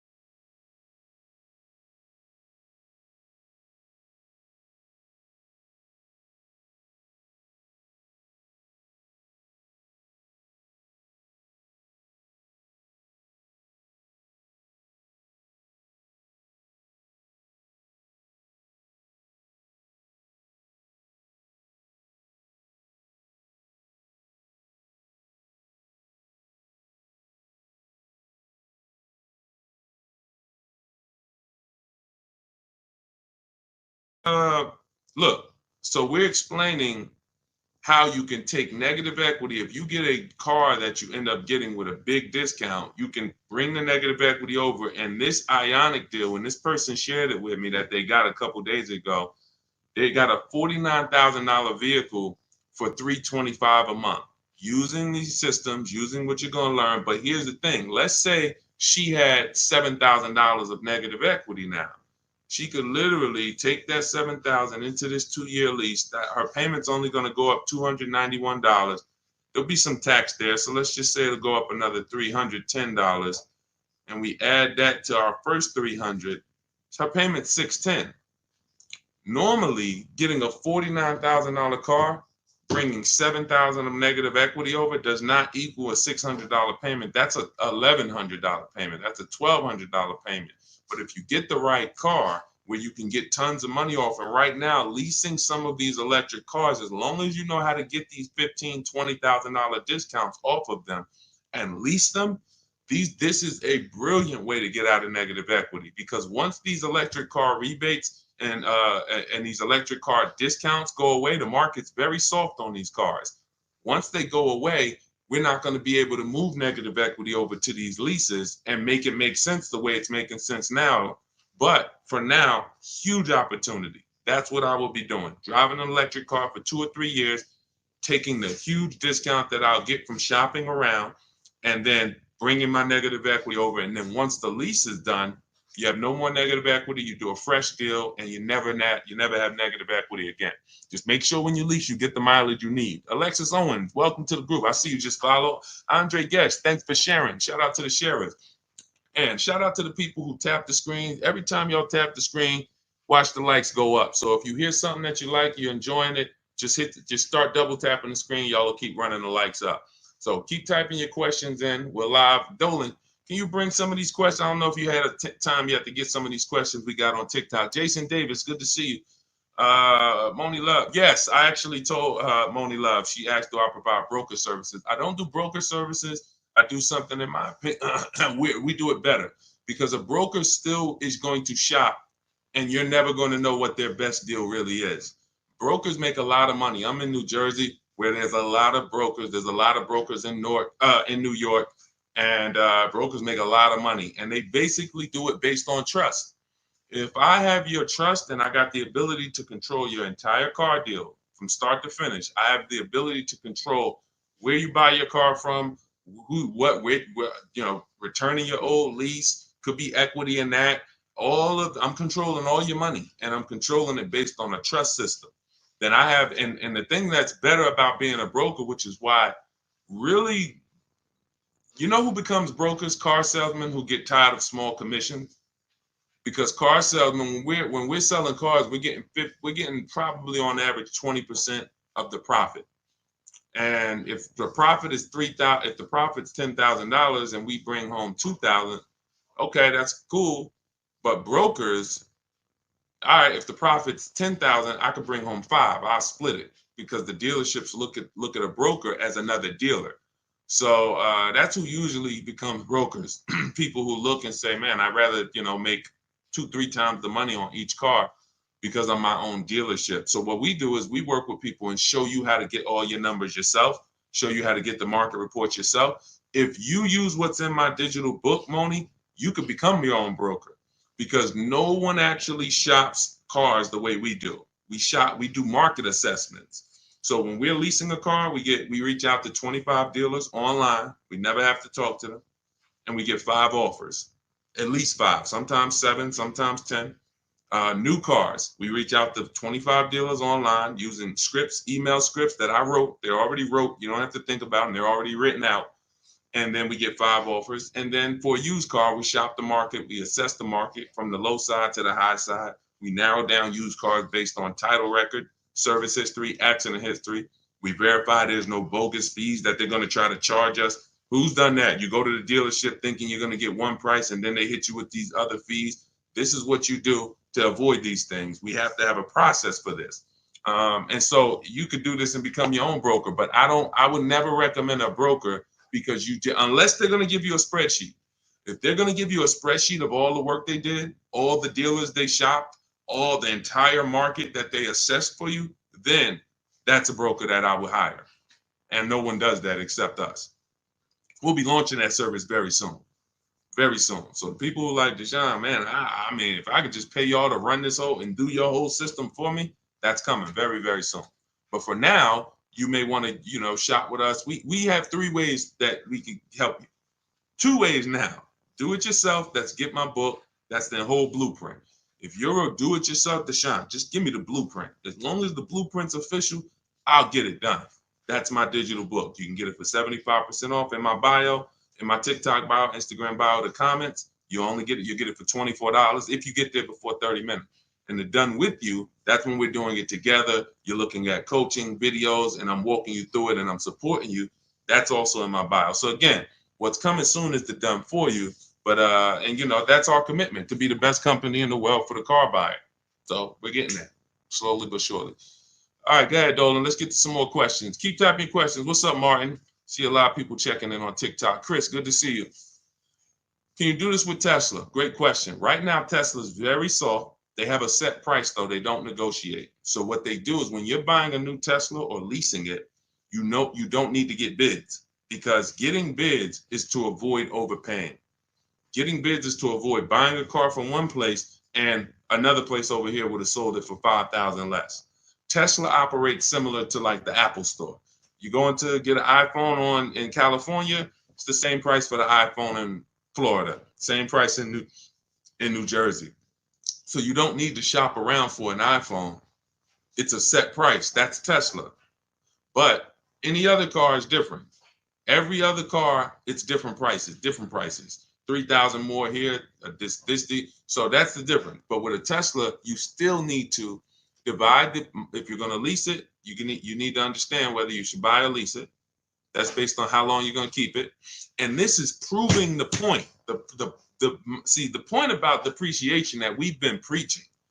I've been preaching depreciation so many years to people who say, well, I don't lease cars, Deshone. They limit you on mileage. That's not true. You can pick your mileage up to 30,000 miles a year for most cars. You know, Deshone, I don't like to lease. I'm going to beat my car. They want you to have the car perfect. That's not true. They give you normal wear and tear. You can bring the car back with dings. You can bring the car back. They expect 3 years of wear.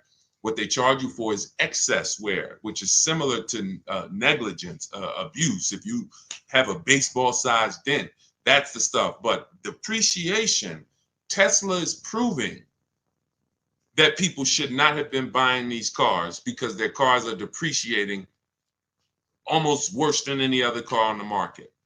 And they sold you based on, we have this brand, Tesla, and people went out and buy these cars. They didn't want to lease, didn't listen to the advice. Now they bought a $50,000 car that lost 20% of its value in a year. These cars that were 40,000, they can get them for 30. This is the dramatic depreciation. Now, had you leased these Teslas, had you leased them, it wouldn't matter to you. You drop it off after 3 years, you pay your low payment. See, leasing protects you against depreciation. Car values drop through the floor, no problem. I'm good.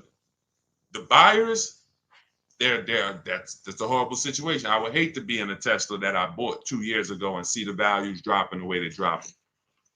Okay, but yeah, that's what we did. That's the only part of the system that we don't have to shop around for, Brian, which is where we're going to buy the Tesla from. But we still need to understand if a lease makes sense.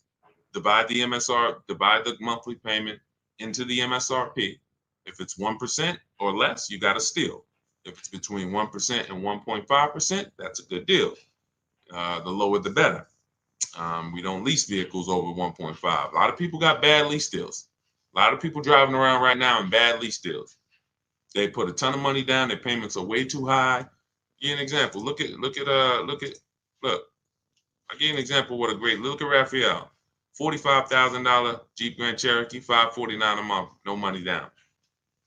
$45,000 Jeep Grand Cherokee, no money down, $549 a month. That's great value. India. Look, she got a Hyundai Elantra, limited, with the leather and everything, $365 a month, no money down. That's a below market lease. A lot of people, their problem, they got a couple things going wrong with them with leasing. One, they don't understand depreciation. Two, they're not choosing the correct mileage that they need for the lease. Three, they're overpaying for the leases because they're not getting multiple offers. And so when these people tell you, if that's you and you're like, oh man, I don't like leasing, I see why. You're doing it wrong. Follow our system, your leases will be great. You'll pay less than everyone. And that's what we do. Go ahead, Dolan, shoot the next question up. Keep typing your question. Greg the Barber, good to see you, man. I ain't seen you in a while. Good to see you. Greg the Barber. Taz, good to see you. What's going on, Simba girl? Good to see you. Leroy Rogers, stay posted. We got you.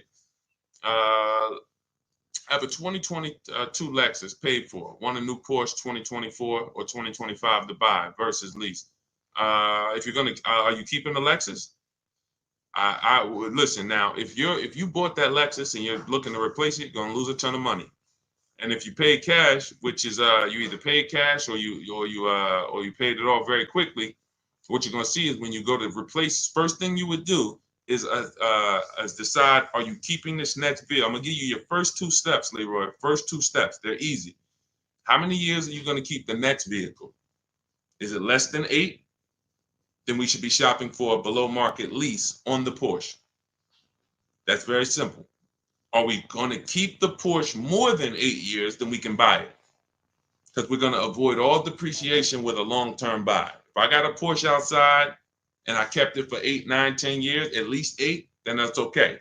Even if I overpaid for it, which I don't want you to overpay. If you really listen to me, then not only will you win with depreciation, but you'll pay less money for a Porsche than anyone else. I helped somebody get a Porsche Macan. He got 10, 15 grand off. He got so much money off, he didn't even understand the numbers. He just said, I had to get like 10 to 15 grand off of this because he had shopped it his way and he saw the numbers were so much higher. And then he met me, he used our system, and the price dropped by like 200, 300, close to 200, 300 a month. And he was like, I had to save like another 10, 15 grand off of this. I'm like, yeah, that sounds right. So that's the first question. You're going to keep it for 8 years. If you're going to keep it for 8 years, then we buy the Porsche. And what you would do is you would now assess the value of the Lexus if you're going to sell it. You're going to go to CarMax, Driveway, Carvana, KBB Instant Cash Offer, AutoNation, and Car Gurus. Again, I'm going to write that down. These are the companies we sell our cars to that we get bids from. We don't trade cars. We do not trade cars. The only people that have to trade cars are people with negative equity. That's why we want you to come out of negative equity. We don't trade cars. We sell our cars. And in fact, when you trade your car, you think you're trading it, you're actually selling it. That's why it's on that contract. It's on that buyer's order is, I'm selling you my old car for this amount. So we get bids, six companies, Carvana, Kelly's Blue Book Instant Cash Offer, and this takes 20 minutes. So if you're committed to your money, you're going to do this. It doesn't matter if it's that's why, look, unlearn. It doesn't matter if this is a new process. Deshone, I never did it like this. Okay, then keep losing money then. These are your 6 companies: Carvana, KBB Instant Cash Offer, AutoNation, CarMax, Driveway, Car Guru, Sell My Car.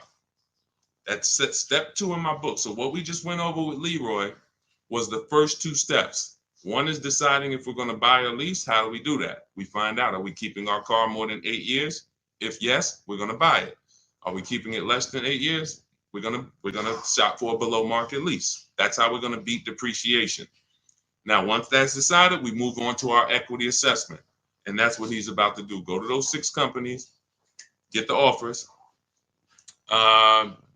Greg the Barber, I can't get my wife to understand leasing is better than buying because we trade cars every 2 years. Just bring her on here, show her the numbers. Just show her the numbers. Show her what a below market lease looks like. Look, Rosalie, she gets a $60,000 vehicle, $592 a month. $60,000 QX, that vehicle is $1,300 a month to buy. Let's continue. Teddy, $73,000 BMW, $856 a month. Now, these are below market leases. If your wife is looking at commercials and saying, oh, they want us to bring $3,000 down, all of these deals are no money down leases. You got to understand something. What you see on commercials are never going to be deals. A deal is when a dealer doesn't want to make it, but they have to. They decide, I have to make it, I need the number, whatever. That's a deal. A deal is not a commercial that's seen by 10,000 people that come on in and get these prices. So look at Zafrina, $65,000 vehicle, $579 a month. So below market leases, how do you get them? Multiple offers. I have the best system, in my opinion, and a lot of people's opinion, for doing this because we do it from home. The Cars from Home system is the best system for getting multiple offers from home. So you can get your book. My new digital book is called Cars from Home, 7 Steps to Saving Time, Money, and Avoiding Dealerships. And you'll have the entire blueprint on getting below market leases, purchases, new cars, used cars. And you can get it for 75% off as part of my welcome offer. It's normally a $97 book. It's worth every penny. You can Google it. You can see it's 5-star rated. But as part of my welcome offer, you can get it for 75% off for 30 minutes only in my TikTok bio, my Instagram bio, the Facebook comments, or the YouTube comments. But you got to get there before 30 minutes is up. It's numbers. It's numbers. See, numbers shock people out of emotion. Me talking to you about why leasing makes sense, that's not enough to break the programming of people who programmed you not to lease. That's why I go right to the numbers. Now, yes, I'll explain depreciation, what's making these numbers so low, what the risks are taking of not leasing, and then the car depreciates and now you lost money because if you were going to sell a car for a certain amount and it depreciated 10,000 because you put a lot more miles on it, then your car is worth a lot less, you lost money. So I could talk to you about that, but bigger than anything is, hey, let me show you these lease payments on below market leases. That's what got me. When I was in GM, my manager said, hey, D, you want I was like, hey, I need a car. He was like, hey, you know anything about leasing? I was already selling cars and I really didn't understand leasing. And he helped me at 22 years old get my first lease. It was a $20,000 car, $256 a month. I had friends that had brand new cars. They were paying double. And mind you, these weren't fancy. These were Honda Civics, Toyota Corollas. They were paying $500 a month. I'm paying $256 a month for a similar price car. I never got in trouble. I got the mileage I needed. Drove 12,000 miles a year at the time. I needed that. One lease, I drove 15,000 because we were doing more miles. I bumped it to 15,000 a year. Leasing is a numbers thing. We drive off the lot in the same exact car. Your payment's double mine. You lost. Now, in the long run, if you keep the car, pay it off, and keep it for 8, 9, 10 years, then you didn't lose. But if you think we're going to drive off in the same car and your payment's $200-300 more a month than mine, because you say, oh, well, I'm buying mine, though, this thing's going to be paid off one day, then you lost, man. I don't care what you do. Look, see me in a couple years. Look at how much more money is in my bank account than is in your bank account. The money that's in my bank account is in your car. It's going to the bank every month. I do this, man. I'm trying to desperately shout from the hills to get people to stop buying these cars if they're not keeping them 8 years.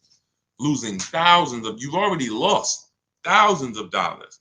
Thousands, you've already lost. Once you come over to understand this, you'll realize, that I should have been doing this 10, 15, 20 years ago.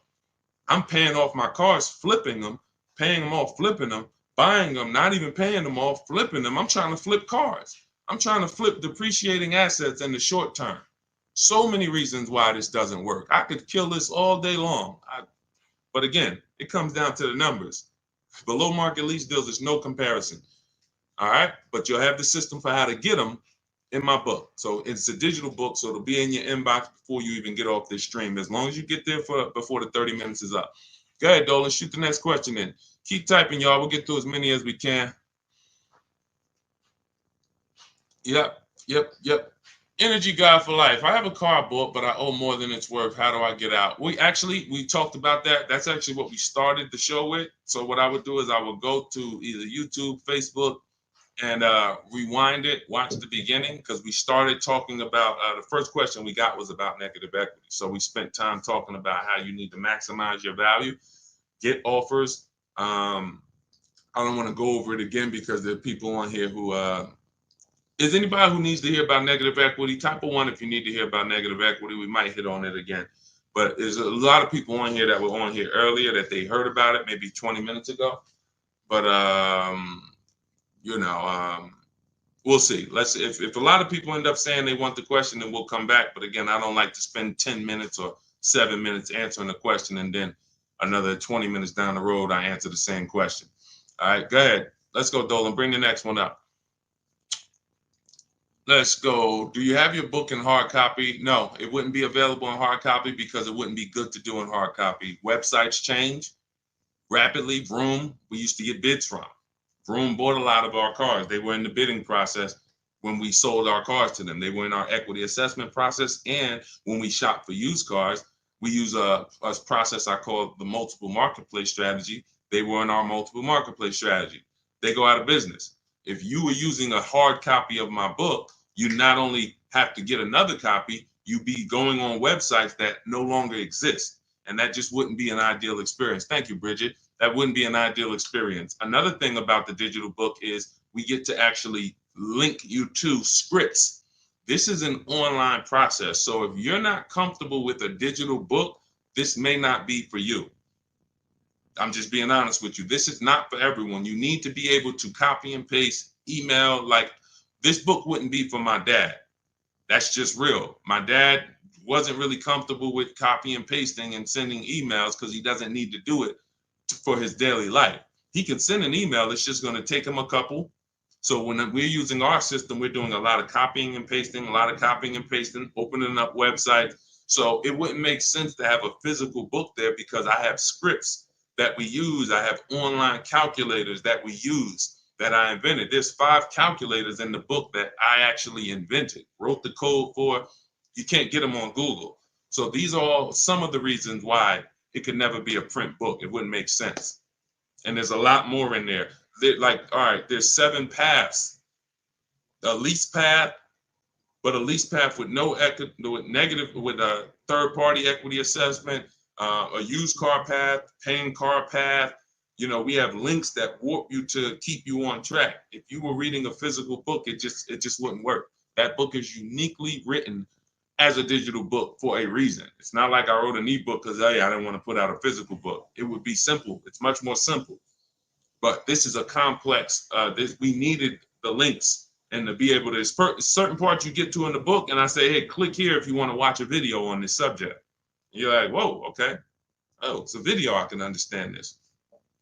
Couldn't do that with a physical book. So if you want to get your copy of Car From Home, my new digital book, you can get it for 75% off as part of my welcome offer in my TikTok bio, my Instagram bio, the YouTube comments, or the Facebook comments. It's normally $97, worth every penny, but it's part of my welcome offer. You get there before 30 minutes. You got 30 minutes to get the 75% off. You get yours for $24.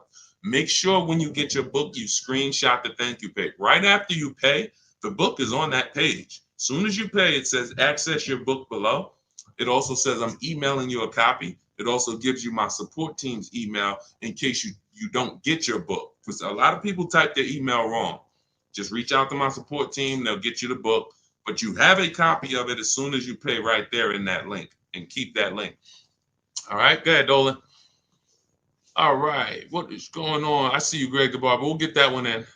What's up, Jackie Cox? Good to see you. We just bought a 24 Jeep Grand Cherokee. We traded my truck, wasn't upside down. Now we got a $900 payment. If you traded your truck, how long did you have the old truck, Greg? What year was the old truck that you traded? You just bought a 2024 Jeep Grand Cherokee. What year was the old vehicle that you traded? What year was the old vehicle? Let me know because I can see your comments. So let me know what year was the old vehicle that you traded in. Just type the year because I don't want, I like to keep the show moving forward fast. So type. All right, it's 2019. That means, so if you didn't have negative equity, that means you just paid off that vehicle, or you put a good amount of money down, and then you traded it off literally as soon as you paid it off. Just depreciation alone. Let me give you an idea. Depreciation alone.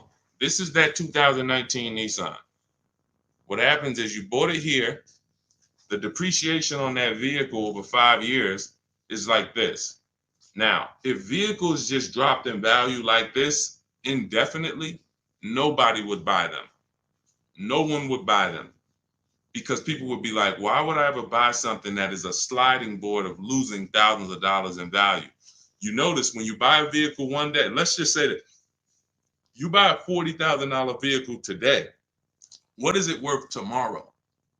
Let's just say not even a year down the road, a $40,000 vehicle, you buy it today. What is it worth tomorrow? The day after you buy it, throw some numbers out. And I want to give Greg an example of why he needs to be leasing. And if he wants to you're losing thousands of dollars. It's not even a question, but I want to help you through this because again, this is not your fault. It's bad programs. People speak very, very loud about not leasing and they sound convincing. They never talk numbers though. That's the clue that they don't know what they're talking about. They never talk numbers. Okay. So a day later, they say you lose 15, 20%. Not that much, Nicole. She said it's half. No, it's about, you lose about 15% in a day. And that depends on how soft the market is. If this was a vehicle that you could have got 15 grand off on, but you paid close to list price or list price, then you will lose 20 grand because you didn't know what the market was. Give you an example. Milligan, Milligan just got $27,000 off her Mercedes. $27,000 off. And I got to show this stuff because people wouldn't believe it if I didn't show it. Milligan got 20. No, that's Melissa. Milligan got 27,000 off. If you zoom in on that Mercedes, it's a Mercedes EQE, $79,000. She got it for like 53,000. Now, had she bought this car, let's just say it's 79,000. Let's call it 80, just for easy math. Let's say she got it for 5,000 off. You know, she thinks, hey, I'm getting a Mercedes, 5,000 off. That sounds good.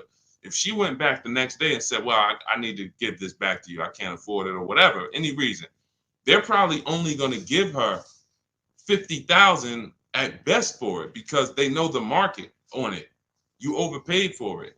It doesn't matter. Like, this vehicle, you overpaid for. So although you paid 80, 75, the vehicle, really, the new market was only like 50, in the 50s. So she would lose $20,000. She would lose, $20,000 on that purchase. It's very dangerous to not shop the new market for a vehicle because you don't know how soft the vehicle is. We call it a vehicle that needs a big discounts to sell it. And some dealers are taking off 17 grand, 15 grand. They got big rebates. That's a soft vehicle. It's a very soft market. Very dangerous to buy these cars without shopping the market because you're going to lose. But let's get back to Greg. If vehicles just kept losing value like this, you never buy them because people will be like, man, these things are just, like throwing a stone in the ocean, but they don't. Eventually, they start to level out. So a vehicle that's worth 11,000, next year it'll be worth 10,000. And then the following year, it's only going to lose, maybe there are people on here now, some of you've had your vehicle so long, the amount that it's worth today is going to be the same amount it's worth next year. Your vehicle's worth 8,000 today. A year from now, it's going to be worth about 75, 76. This is now what your depreciation looks like. But in your case, Greg, and people you're buying these cars, you're literally riding the depreciation out, sliding board, losing tons of value, and then as soon as you're about to start leveling out, you go and you get another vehicle and you do it again. You're just taking sliding boards, losing thousands of dollars all the time, over and over and over again. And that's just a recipe for losses. How do we avoid them? We get below market leases.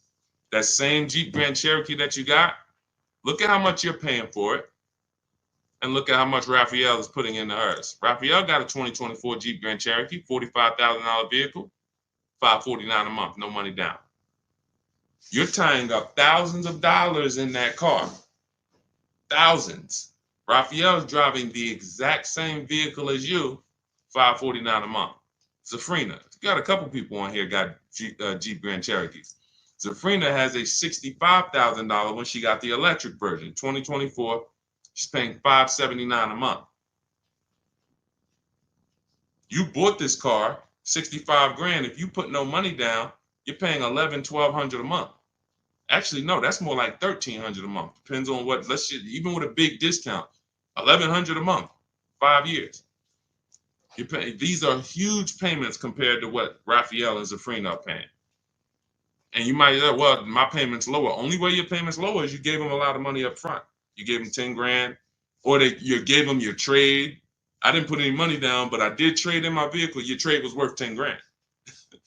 So it's just replace the trade in with cash. This is real money that could be in your bank account. And I'm gonna tell you something before we move to the next question. Let me tell you something. Look, Melissa learned. She learned because she was just like you, Greg, just like you. And people like you. Listen, Greg, I'm not isolating you out. This is just a great example of what millions of people are doing.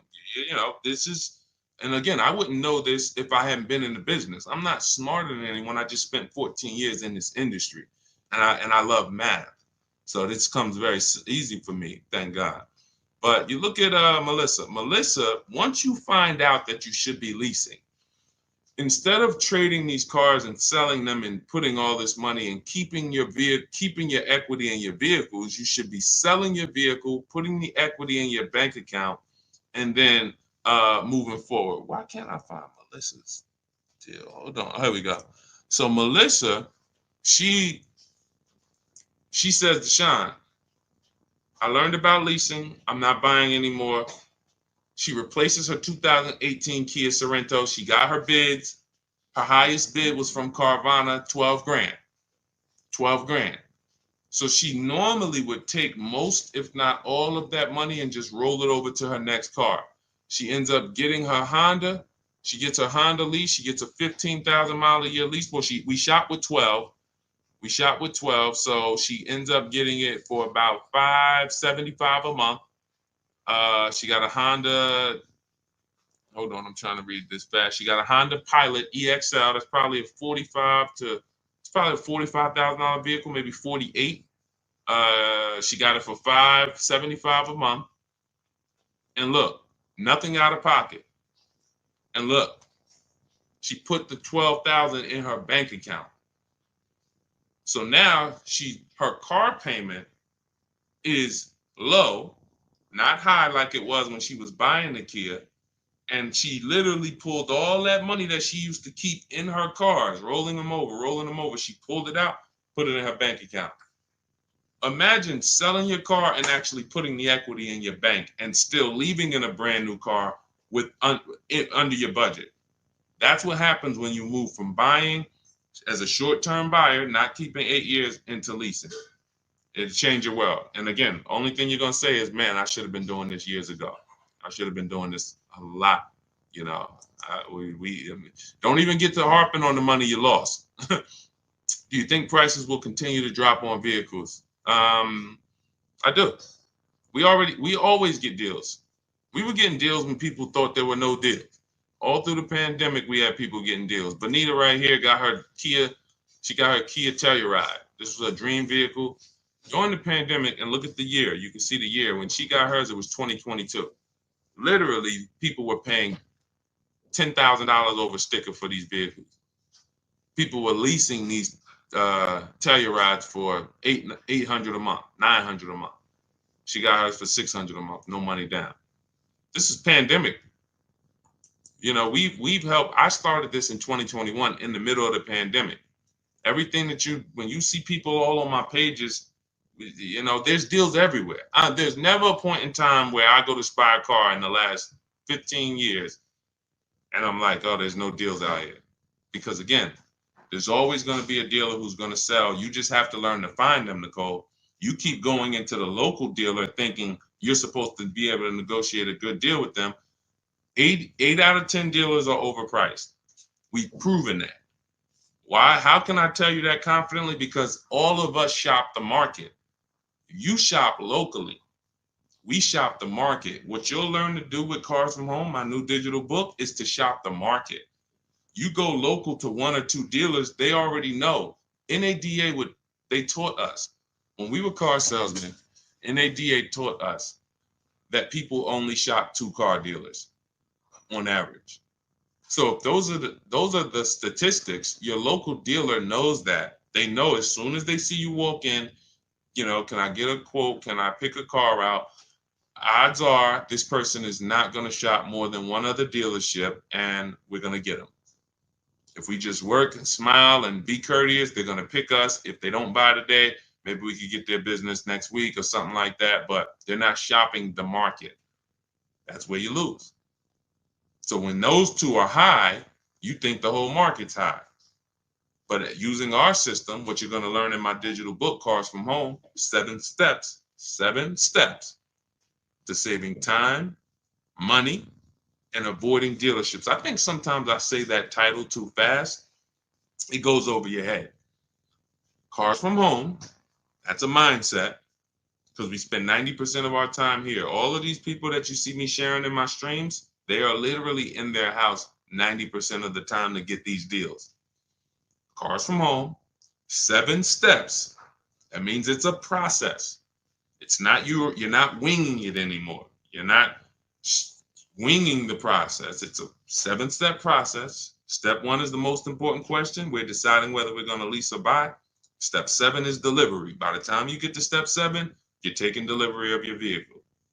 7 steps to saving time, which is what I love, money, which is another thing I love, and avoiding dealerships, which is something that most people want to do. So just in the title alone, you could understand what you hold us accountable to delivering. And when you Google the book, you'll see we deliver on this. It's a proven system. We've been doing this for 3 years now, and we have hundreds of people who've used the system. And grandmothers, single mothers, introverts, men, children. I'm talking young kids. Like, system works. It's like McDonald's. So you can get a copy of the book. It's a digital book. It'll be in your inbox in 3 minutes. Go to my TikTok bio, and it's my welcome offer. You can get it for 75% off, but it's only for 30 minutes. The book's $97. It's not $24. So if you get to my TikTok bio, my Instagram bio, the YouTube comments, or the Facebook comments, click that link. You can get it for $24, but only for 30 minutes. That's my welcome offer. Go ahead, Dolan. Shoot the next one up. All right. How do I negotiate buying more miles on a lease? You get it up front. It's very simple. We shop with 12,000 miles per year. Shop all your offers. Once you get your best offer, identify who that 20% dealer is. They beat everybody else. You email them, hey, can you adjust it to 15,000 miles per year or 18,000 miles per year? It's very simple. If you're doing it your way, then you just call them and say, hey, all right, I'm gonna go with you, but can you tell me what it would be for 18,000 or 20,000? That's what Jen did. She shopped for $39,000 Honda CRV. Her best offer on this vehicle, it's a hybrid, very hot vehicle. This is one of the most popular hybrids over the last couple of years, the Honda CRV hybrid.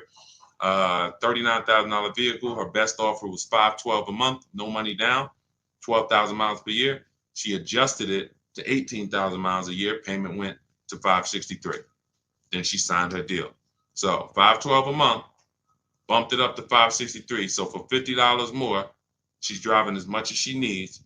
18,000 miles a year. She's going to bring this vehicle back to them in 3 years. It's going to have roughly 54,000 miles on it. She's going to get something else. That's how you get your miles. It's built in. You're customizing your lease. In the beginning, we customize our leases. The dealers are giving you what you asked them for. You say, work me out a lease deal. All right, I'll do it. Give me a lease quote. I'll do it. In my book, we have a template. This is how you give me your lease quote. 12,000 miles per year, first month's payment only, taxes and fees in the payment. This is what I do for a living. Some of you can't even get deals because you don't realize you're trying to shop online and you don't realize the reason you can't get your prices is because you're not giving dealers what they need to actually even give you the prices. Dealers need to know your zip code to factor in the taxes. But you like, oh, why are they asking for this? Dealers need to know what you do for a living. See if you qualify for any rebates. Dealers need to know what you look, when your deadline is. That's why we have templates that you fill in, email them. Because as a former car salesman, I know what dealers need to give you quotes. That's why it's written out for you. But again, if you want to do it your way, call around and just I would only speak to sales managers. I would only speak to sales managers. If you want to do it your way, I don't care how you get multiple offers. I just know my way is easier because you don't have to talk to people. If you have to talk to people, then you need to be a good talker and you need to know what you're going to say. My way, you don't need to know what you're going to say. I'm telling you what you're going to type. Go ahead, Dolan. Do you think the banks will ever get rid of the points that they pay to dealerships?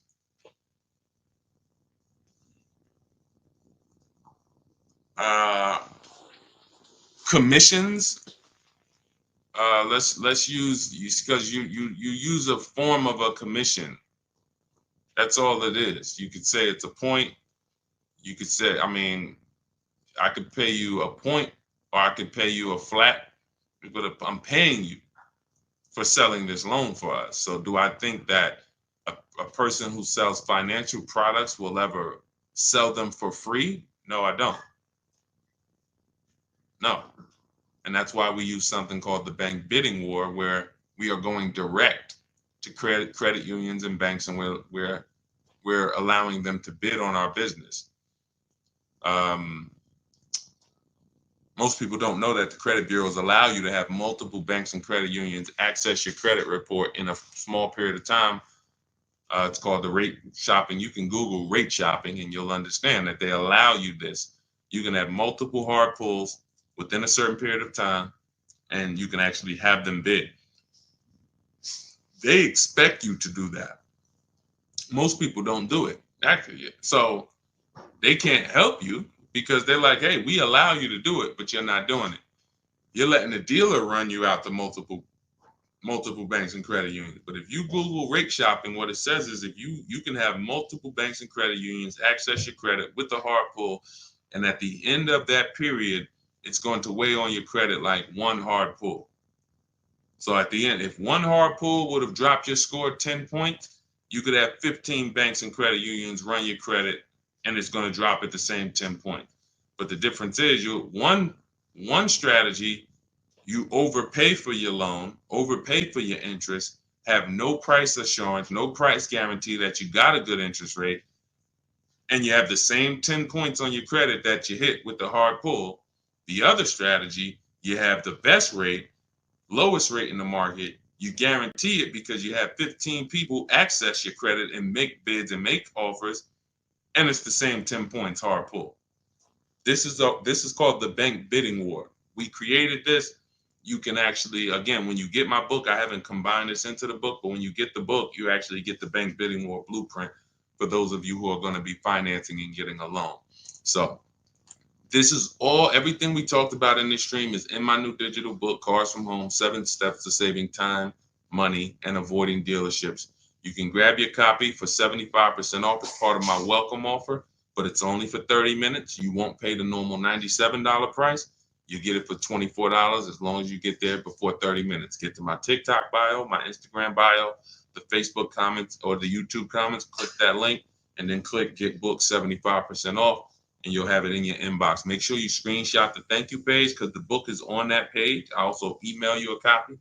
And just in case you don't get your copy in 5 minutes, you'll have my support team's email. So screenshot that page.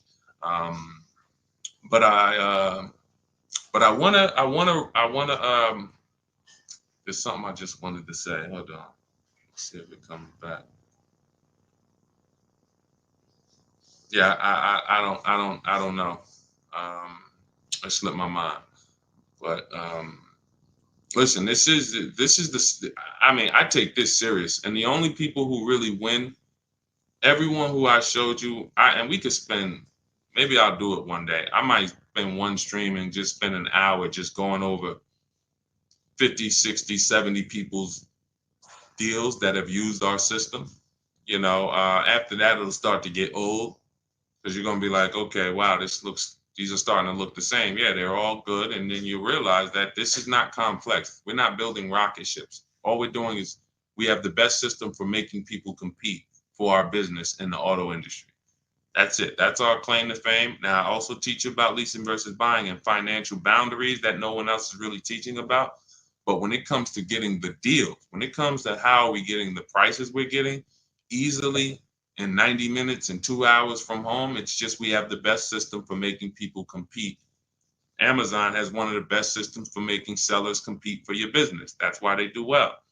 Competition is what drives down prices. Competition is what allows you to make great decisions quickly. So that's what you're going to get in Cars from Home. Got my copy. I'm going to start shopping your way. Energy God for life. Listen, God bless you. Use it and trust the process. Do not overthink. Here's what I said. Bring your goal. All you want to have is your goal.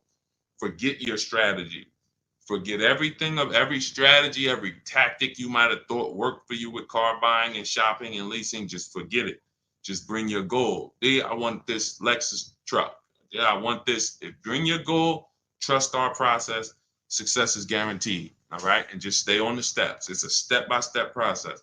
All right. God bless. I'll see y'all on the next stream. Enjoy the rest of the day, the rest of the evening. See you soon.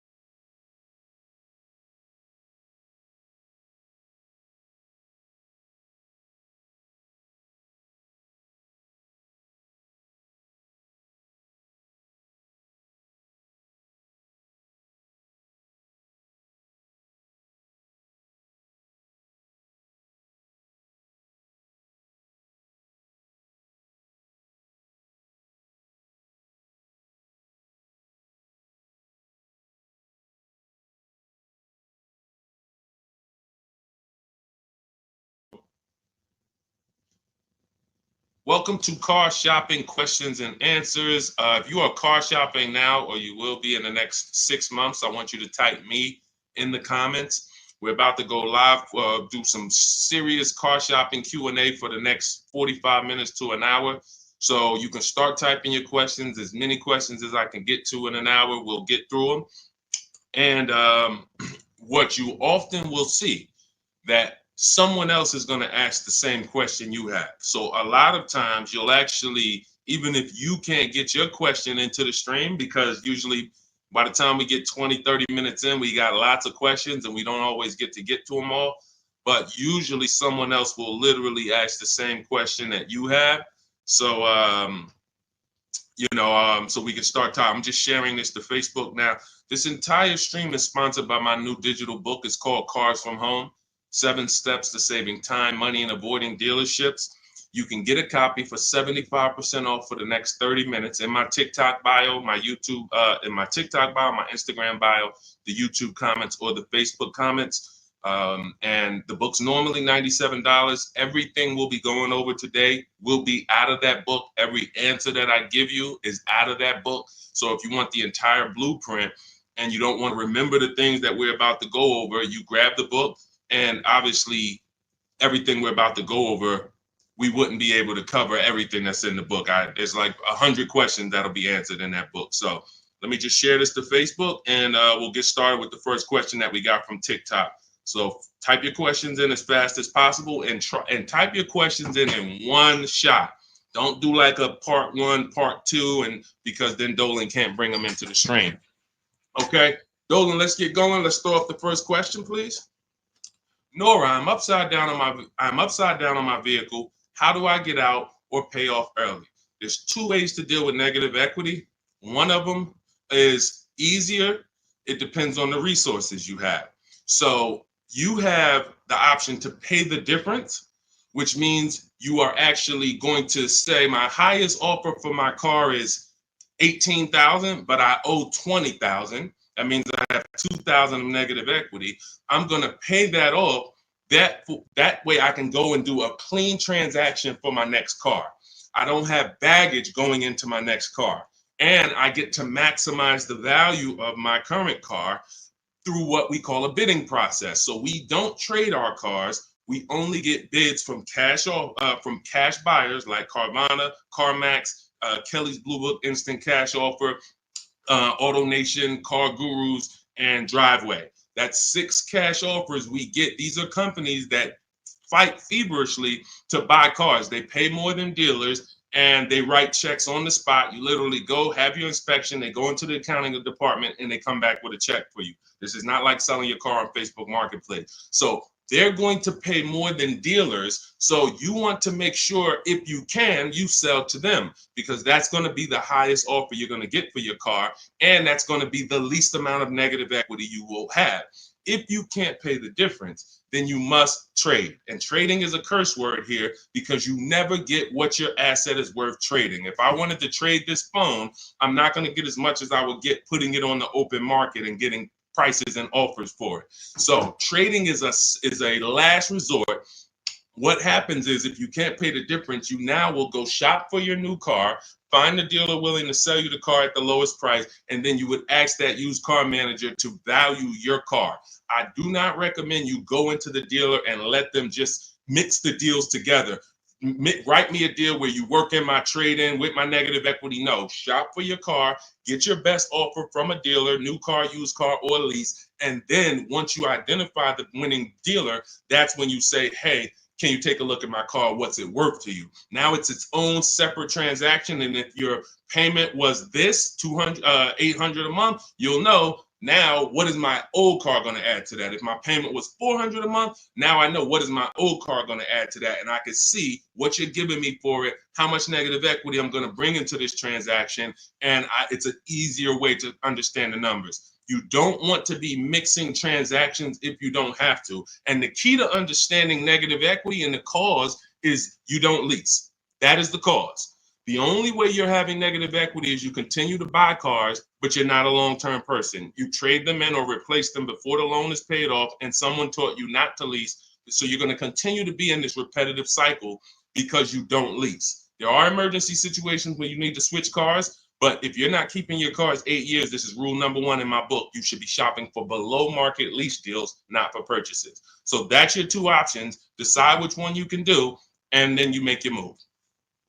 Now, and also keep in mind, you have loan to value ratios when you have to transfer. The bank's only going to approve about 20% of what the actual new car price is. So whatever car you're buying, if you're buying a $30,000 car, the bank's only going to approve 20% more than that. They're not going to allow you to slap $10,000 on a $15,000 car, because they're only, they have loan to value ratios. So what you want to do, if you have a large amount of negative equity, you want to shop for cars, and you want to shop for cars that you can get big discounts off of. There's certain cars that have rebates. They're not listed. But in my system, what I do is I teach you how to get bids on cars. We have some people, I'll show you people who've gotten $15,000, $20,000, $30,000, $27,000 off. I'm not going to exaggerate. The biggest discount we've helped someone get using our strategies is Milligan on her Mercedes-Benz. She got $73,000 EQE, and she paid $51,000 for it. 54.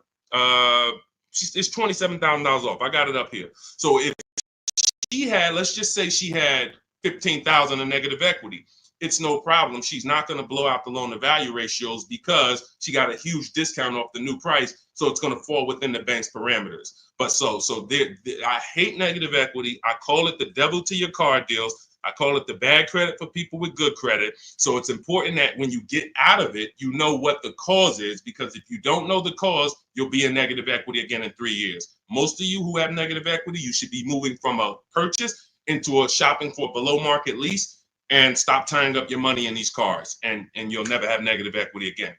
8 long-term people who keep their cars 8+ years, you never have negative equity. See, that's, there's a reason for that. I'm keeping my car, I'm paying it off, I'm beating depreciation, I'm getting all the money out of my car. Short-term people should not be buying their cars. Go ahead, Dolan.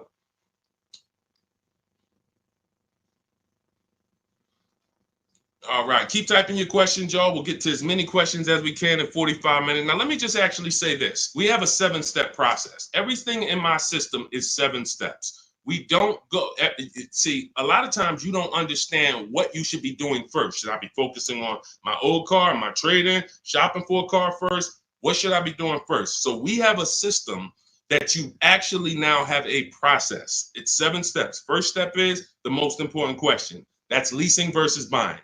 How are you going to beat depreciation? Because you're about to buy a depreciating asset. If you buy a depreciating asset with no plan to address or beat the depreciation, you are going to lose like everyone else loses. So we need to see, am I going to beat depreciation with a long-term purchase, or am I going to beat depreciation with a below market lease? Long-term purchase, I got to tie up my money. My money's going to be in the car 3 years, 5 years, 6 years, but over time, the depreciation is going to cool off. I'm going to have a vehicle that doesn't depreciate much. Who has a vehicle that they've had for more than 10 years? Type the number of years you had it in the comments. If you had a vehicle for 10 years, type 10, 12. Even if you had it for more than 8, let's go 8, because it's called the 8-year rule. If you've had it for more than 8, type the number of years that you've had your vehicle in the comments. Let's see how many long-term people we truly have, because not a lot of people are long-term. Like, every time I ask this question, we don't get a lot of people that's like, yeah, 8 years, 10 years, 12 years, 15 years.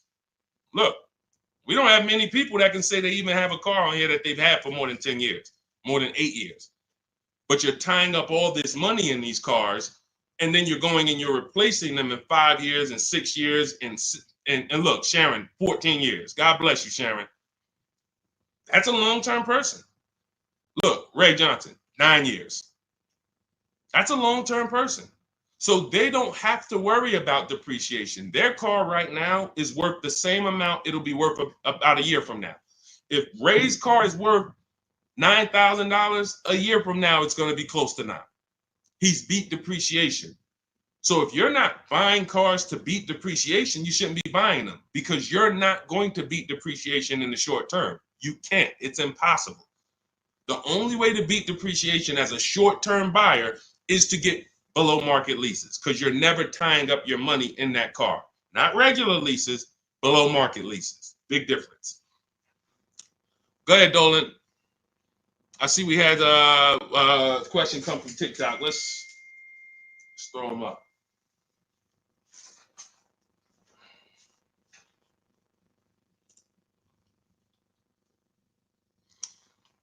Okay, what about a fun car? I'm planning to keep my brand new car for 5 years. My previous car was a lease and traded in since I had positive equity. That you're going to lose. Keeping a car for 5 years, a brand new car for 5 years, you're going to lose. And I'm going to show you how big you're going to lose by doing this. You can't keep a car for 5 years. If you're telling me you plan to keep a brand new car for 5 years and then replace it, this is the depreciation curve. This is the depreciation curve. You're going on a sliding board. Whatever you paid for this car, let's say you paid $35,000. In 5 years, that car is going to be worth $17,000, maybe $15,000, depending on how much you drive. You're literally going down a sliding board, and then you're going down another sliding board when you get your next car. You're wrapping up money in these cars. Now, when we look at somebody like Ray, who kept his car for 9 years, his depreciation curve doesn't look like yours. It looks like this. See, this is what it looks like when you first buy the car. You're losing value every single day. You're losing thousands of dollars in value on a yearly basis. So when you go and say, all right, I'm going to just go buy this car, tie this up. Let me show you why you can't do that compared to someone who's leasing. You're going to spend thousands of dollars more. So you take somebody who got a below market lease like Zafrina. No, that's too. Let's use Zafrina. She gets a $65,000 vehicle. She's paying $579 a month. $65,000 vehicle, $579 a month. That's what we call a 1% lease or below. When you have your lease payment is 1% of the MSRP or less, that means that's a 1% lease or lower. She has a 0.88% lease. Now, she's not over the next 3 years. She's going to invest in this car, $579 times 36. She's going to invest $20,000 to drive a $65,000 car. Now, if somebody bought this $65,000 car, what's their payment? Every $5,000, remember this rule, is about $100 a month on a 5-year loan. Remember that rule. Every $5,000 when you look at a car is about $100 per month on a 5-year loan. So when you look at a $20,000 car, you should automatically say to yourself, that's going to cost me about $400 a month. You look at a $50,000 car, that's going to cost me about $1,000 a month on a 5-year loan. When you don't do that, now you let them put you in 6- and 7-year loans because you're not focused on what the real cost is. You're just like, get me to a low payment. I'll get you to a low payment. I'm going to put you in an 8-year loan.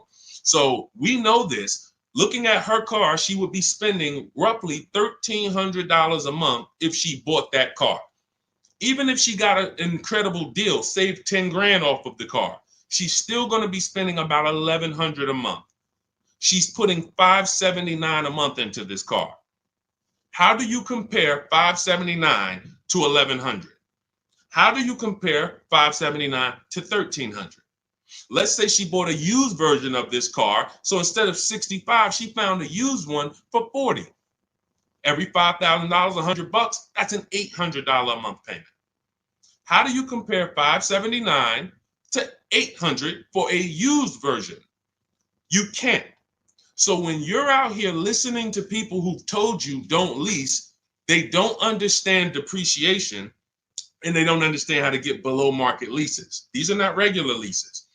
In order to get below market leases, you must employ competition. You must get at least 5 offers because every dealer's price is different. So when you walk into one Nissan dealer and they tell you it's $600 a month, you don't walk out and say, hey, Nissan's charging $600 a month. No, Nissan of Bay Ridge is charging $600 a month. But this Nissan deal over here might be at $500. This Nissan deal over here might be at $420. You need to stay at home, get multiple offers. You can do this my way through email using the systems in my book, or you can do it your way, calling around and get multiple offers. But once you see how different these offers are, you'll realize how many dealers have been ripping you off. And 80% of them do this. 80% of them, their best offer is not going to be below market. They're going to make a certain amount of money or they won't sell the car to you. But we find the ones who will. All of this is in my new digital book, Cars from Home. It's called Cars from Home, 7 Steps to Saving Time, Money, and Avoiding Dealerships. You can get a copy for 75% off for the next 30 minutes in my TikTok bio, my Instagram bio, the YouTube comments, or the Facebook comments. You'll have everything we teach step by step. You can Google the book, Cars from Home. It's already 5-star rated. We've already got tons of people using it, talking about it. And this is what I want for you. I don't want you paying above market or market value like everyone else is paying. You need to be paying below market value. And the only people that pay below market value are people with strategy. Okay, so I would tell you, Kitty Cafe, the first thing you need to be concerned with is actually leasing and not buying. You said you were a leaser. See, and oftentimes people who go from a lease to a purchase, I'm sorry to say you didn't get a good lease deal. Because if I'm paying, think about what Zafrina's paying. Let's continue to use Zafrina as an example. If Zafrina's paying $579 a month for a $65,000 car, $579 a month only gets her about $28,000. Let's call it $30,000 on a loan. So for her to go and get the same $579 payment, she's going to only have about $30,000 to spend on a car.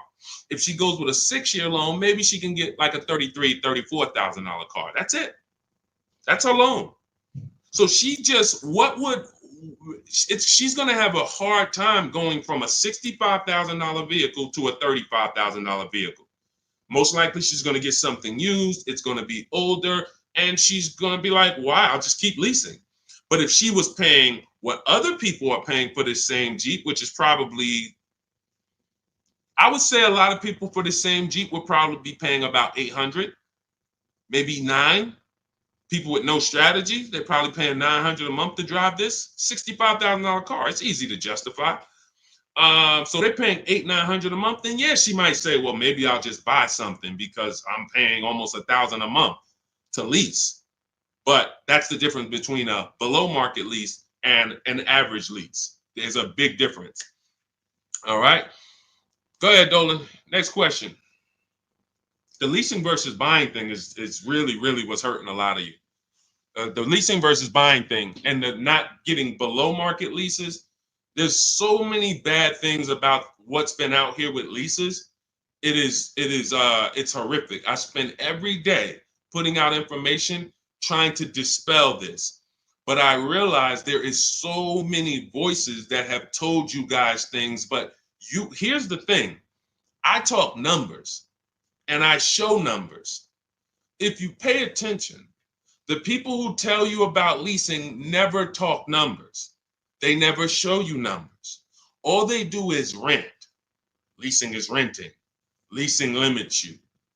You limit, they pick your mileage. You pick the mileage. It's so much bad information. But I've been leasing since I'm 22 in the car business. Got my first lease, Pontiac G6, $20,000 vehicle. I was paying $256 a month for it.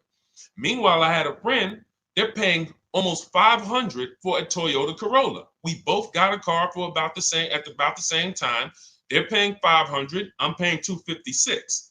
I'm seeing what they're going through with their car breaking down, getting older, because they kept the car for a while, getting older, and now I'm on my second car, paying a low payment. And as a young person, you don't want a $500 payment. I didn't need a $500 payment when I was 22. Just had my daughter. I needed that $256 payment. They had just had a family too, but they got to come up with $500 a month to drive about the same price car. The Corolla and the Pontiac G6 at that time were about the same price. You can't justify to me in any way that makes more financial sense. There's nothing you can say to me unless that person's going to keep the car, pay it off, and then keep the Corolla forever. If you're going to keep the Corolla for 10 years and then you pass it down to your daughter or your son, it's their first car, and now you just got an extra car, that's a different story. You shouldn't be leasing if you're that person. But if you're a 5-year, 6-year owner, 7-year owner, and you're just paying these high payments, you pay your cars off, and then you go back into another finance, you're just overpaying. You're throwing thousands of dollars out in the garbage, and there's no way around it. You put me against anybody. You put me on the stage with Dave Ramsey himself, the guy who has programmed thousands of people never to lease cars, and you give me 15 minutes. I don't need 2 hours with Dave. I don't need to debate you for 2 hours, Dave. If we're not talking about investing in mutual funds, you do a great job there. We're talking about the financial aspects of below market leases. Let me show you what a below market lease looks like. Let's consider what a person who buys their car is going to pay versus the person who gets a below market lease. Let's look at the resale values of this person who buys their car. When they go to trade that car in, what they're going to get back. And let's look at the net money they have lost compared to the person who got the below market leases. I will prove it to you in 10 to 15 minutes. And are you willing to tell your millions of people that you have programmed incorrectly because you know nothing about buying cars? You have programmed people based on you being a financial advisor, not a car person. You haven't seen thousands of car transactions to be able to say what you're saying. I've been involved with credit. Credit's a big part of what I do over the last 15 years. I don't teach it. Why? It's not my expertise. It's not my lane. It's easy for me to say, hey, I got a lot of people need to know about credit. Let me just start giving y'all some credit advice. No, because I respect the people who have learned credit to the T. Dave Ramsey decides I want to teach about cars. That's where he has led millions of people astray. And he has thousands of people investing in cars, short term, losing on resale, getting killed by depreciation. And they're like, well, Dave told me to do this. It's hard. It's hard to help. It's hard to get those people to unlearn. Go ahead, Dolan. Next question. Keep typing your questions, y'all. We will get through as many as we can in the stream. Good point. I only financed as I wanted to upgrade from my lease. My lease was $180 a month for 36 months. That's a big change. $180 gets you $10,000 on a finance. That's all $180 a month gets you. Now, if you put money down, that's different. Obviously, there's a lot of cars that don't. Most cars don't lease for $180. So I'm assuming that you put some money down to get there. But again, what were you driving for these payments? You're driving a brand new car. There's no comparison. When you're getting below market deals on leases, there's no comparison. Again, let's look at Charles. Charles gets a Palisade, $48,000 vehicle. Some people, and you may own one of these. And if you were honest, you say, Deshone, I own that vehicle. How much is your payment? No money down. Probably $800-900 a month. Probably $1,000 a month. He's paying $597. Some people say, oh, Deshone, don't they limit you on mileage? No, you pick the mileage. Look at Jen. Jen got her Honda CRV. She's paying $512 a month. It's a $40,000 vehicle. That's normally $800 a month to buy on a 5-year loan. She's paying $512 a month, and then she upgraded the mileage from $12,000 to $18,000, and her payment went from $512 to $563. 40 some odd dollars. She gets to drive as much as she wants, as she needs to drive, not as much as she wants to drive, as much as she needs to drive. And the problem that that you may have with leasing is you didn't get the mileage you needed, and then you started blaming the lease. You knew you drove 15,000 miles a year, but instead of getting 15,000 miles a year, you took the 10,000 mile a year option. You looked at the payment for 10,000 because you might have not been getting a below market lease, so the payment was high, and you're like, okay, well, just give me the 10, and then you know you needed 15, so now you're going to pay the penalty based on not the lease's fault, based on you. You could have paid $45 more per month, got every bit of mileage you needed, and then you could have enjoyed your lease hassle-free, dropped it off in 3 years, no problem. So people are blaming the lease for their lack of understanding about how they should. They don't pick the mileage for you on the lease. You pick the mileage. We got people who drive 25,000 miles in lease because they don't want to keep their cars tied up and have that depreciation on a car they own. If they drove 25,000 miles, any high mileage drivers, type HM into the comments. Any high mileage drivers, you drive over 18,000 miles. If you bought your car, tied up that money in that car, and depreciated it with high mileage, that car is going to be worthless in 3 years because you put 75,000 miles on it, and then you come back to replace it, and you have 15 grand of negative equity, and you wonder why. You depreciated the car. Meanwhile, when I was at Hyundai, I had a guy, I worked at Hyundai as a manager for 6 weeks. I had a guy who came in, he was dropping off his lease. I learned something incredible. I said, car had 72,000 miles on it. I said, you leased this? He said, yeah, man, I used to buy, I stopped buying because I would always have negative equity. I only lease now, 25,000 miles a year. I drop it off every 3 years, get me a new one. I'm in sales. I looked at his lease contract and I saw that his payment was less than $200 a month more than what a normal below market lease on that Sonata was. If a normal below market lease was $350, he might have been paying like $550, $525. It wasn't $700. He was paying a couple dollars more, but he could drive 25,000 miles a year, drop that thing off, never have to worry about negative equity. Mileage doesn't stop you from leasing. It's not about how much you drive. It's about how long you're going to keep the car, because a below market lease is how we beat depreciation or long-term ownership. Nothing to do with how much you drive. You pay for the mileage whether you buy or lease. Doesn't matter. Go ahead, Dolan. Keep typing your questions, y'all. We'll get through as many as possible. What's up, Ashley? What's up, Kenyari? What's up, Boss Babe? Ashley, good to see you. But I made my wife lease a brand new electric Equinox, $350 per month, and no sales tax. The $180 was a 2021 Corolla lease before the chip shortage for $3,000 down. Solid. These are the things that you don't want to get away from until you're ready to keep a car long term. If you are leasing and not keeping cars 8 years, keep leasing. Make sure you're getting multiple offers so that you can get these below market leases, so that you're not paying these prices on the commercials that you see with $5,000 down and all of this tax that's not included. We are getting below market leases, and in order to do that, you must get 5 offers, at least 5 offers. Now you get these below market leases, and you keep doing that until you are ready to buy something. Because as Cafe just said, if he's paying $3,000 down, $180 a month, somebody who bought that Corolla is paying $3,000 down, $500 a month, because a Corolla is probably about 25 grand now. So that's a $500 a month payment with their taxes that they're paying when he's paying $180. This is not, look, for a brand new electric Equinox, he's paying $350 a month. This is someone else who knows how to get great lease deals, whether he's negotiating for them or whether he's calling around getting multiple offers. It doesn't matter. He's getting prices that you are not getting. And that's the prices we get.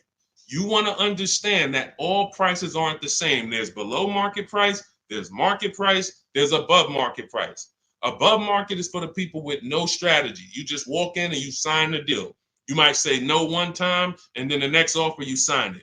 Market value is for the negotiators who are trying to feel for the bottom. You don't know where the bottom is, but you say, hey, take 2,000 off. We got a deal. Give me invoice price. We got a deal. You're paying market value. You're not getting anything special because there's hidden money, rebates, incentives that you don't know about. There's markups in the lease contracts, in the money factor, money hidden you don't know about. And you'll never know about it until you get multiple bids. But below market price is reserved for the people who are shopping multiple dealers. We do it from home, getting multiple offers, and now you're paying $350 a month for a car that other people are paying $600 a month to own. You cannot justify pulling up in the same car and one of you is paying $350, one of you is paying $600. But the one who's paying $600 says, well, I'm going to own this. But by the time you pay it off, you're just going to turn around and get another car and do it all over again. So you never win, ever. It's a bad way to move. Go ahead, Dolan.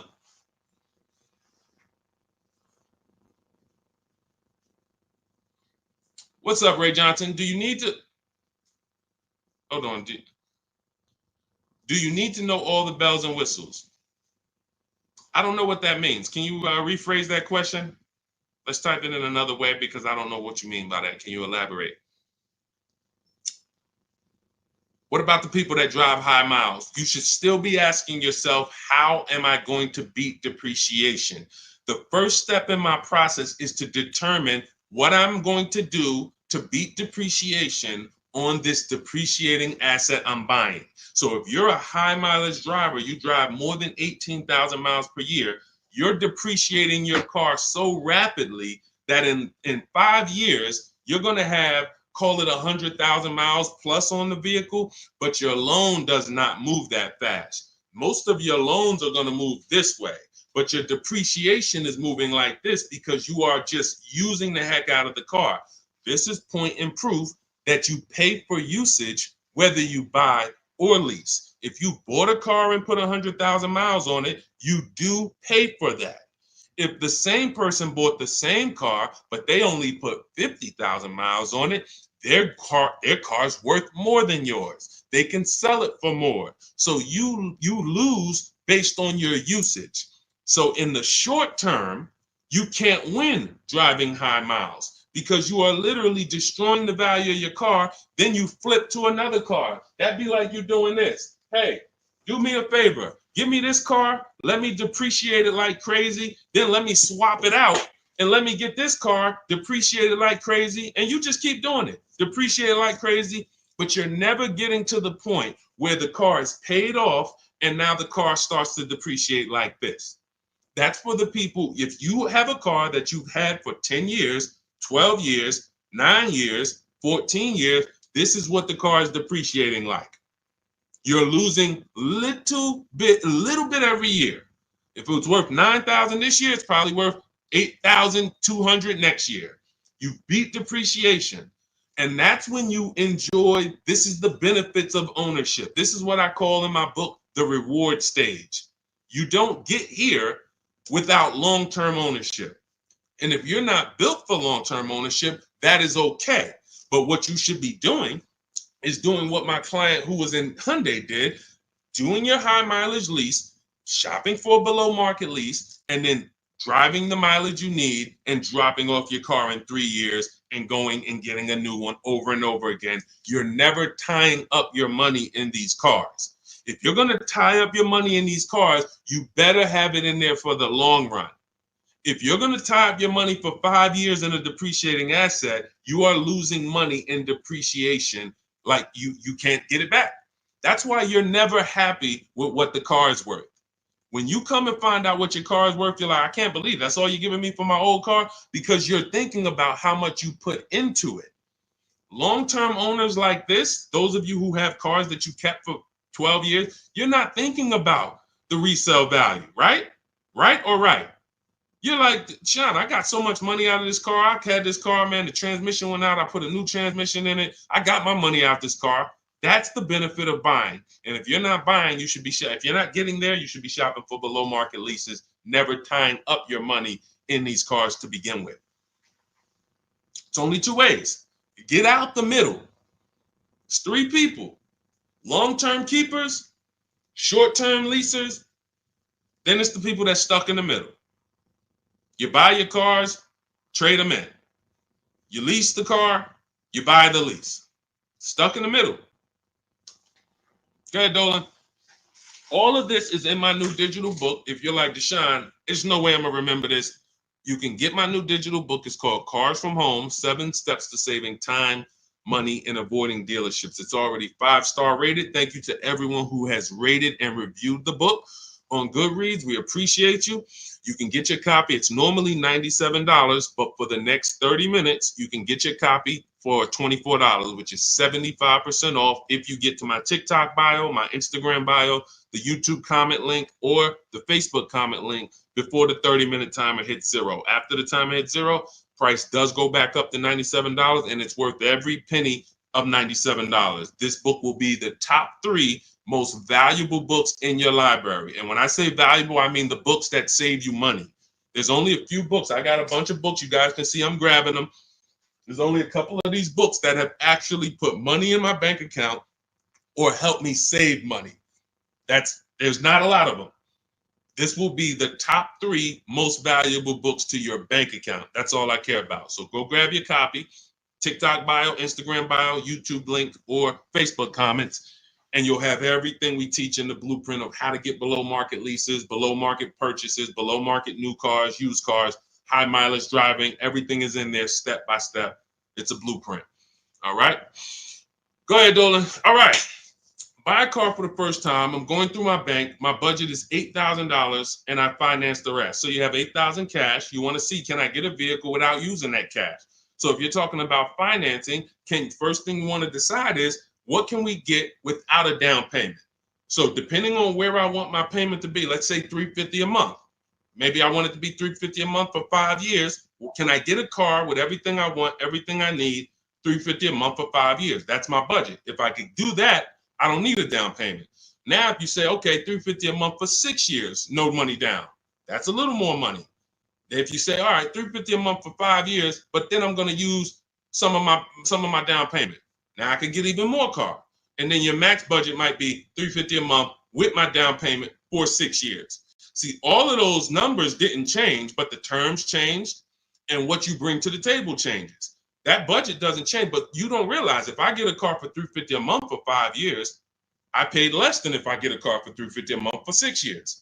So these is how we budget. I actually have a tool in my book called the Perfect Budget Calculator I created, where you put in your preferred down payment, you put in any equity you have from your old car, you put in your max monthly payment, you put in the average interest rate, and it'll give you up to 6 goals that you shop from.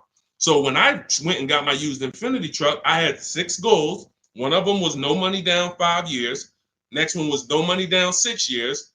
Third one was money down 5 years. Money down 6 years. Then the fifth one was money down and the equity I had from selling my old car. And then the sixth one was money down, equity, and 6-year loan. See, there's multiple ways to budget where you don't go over your max.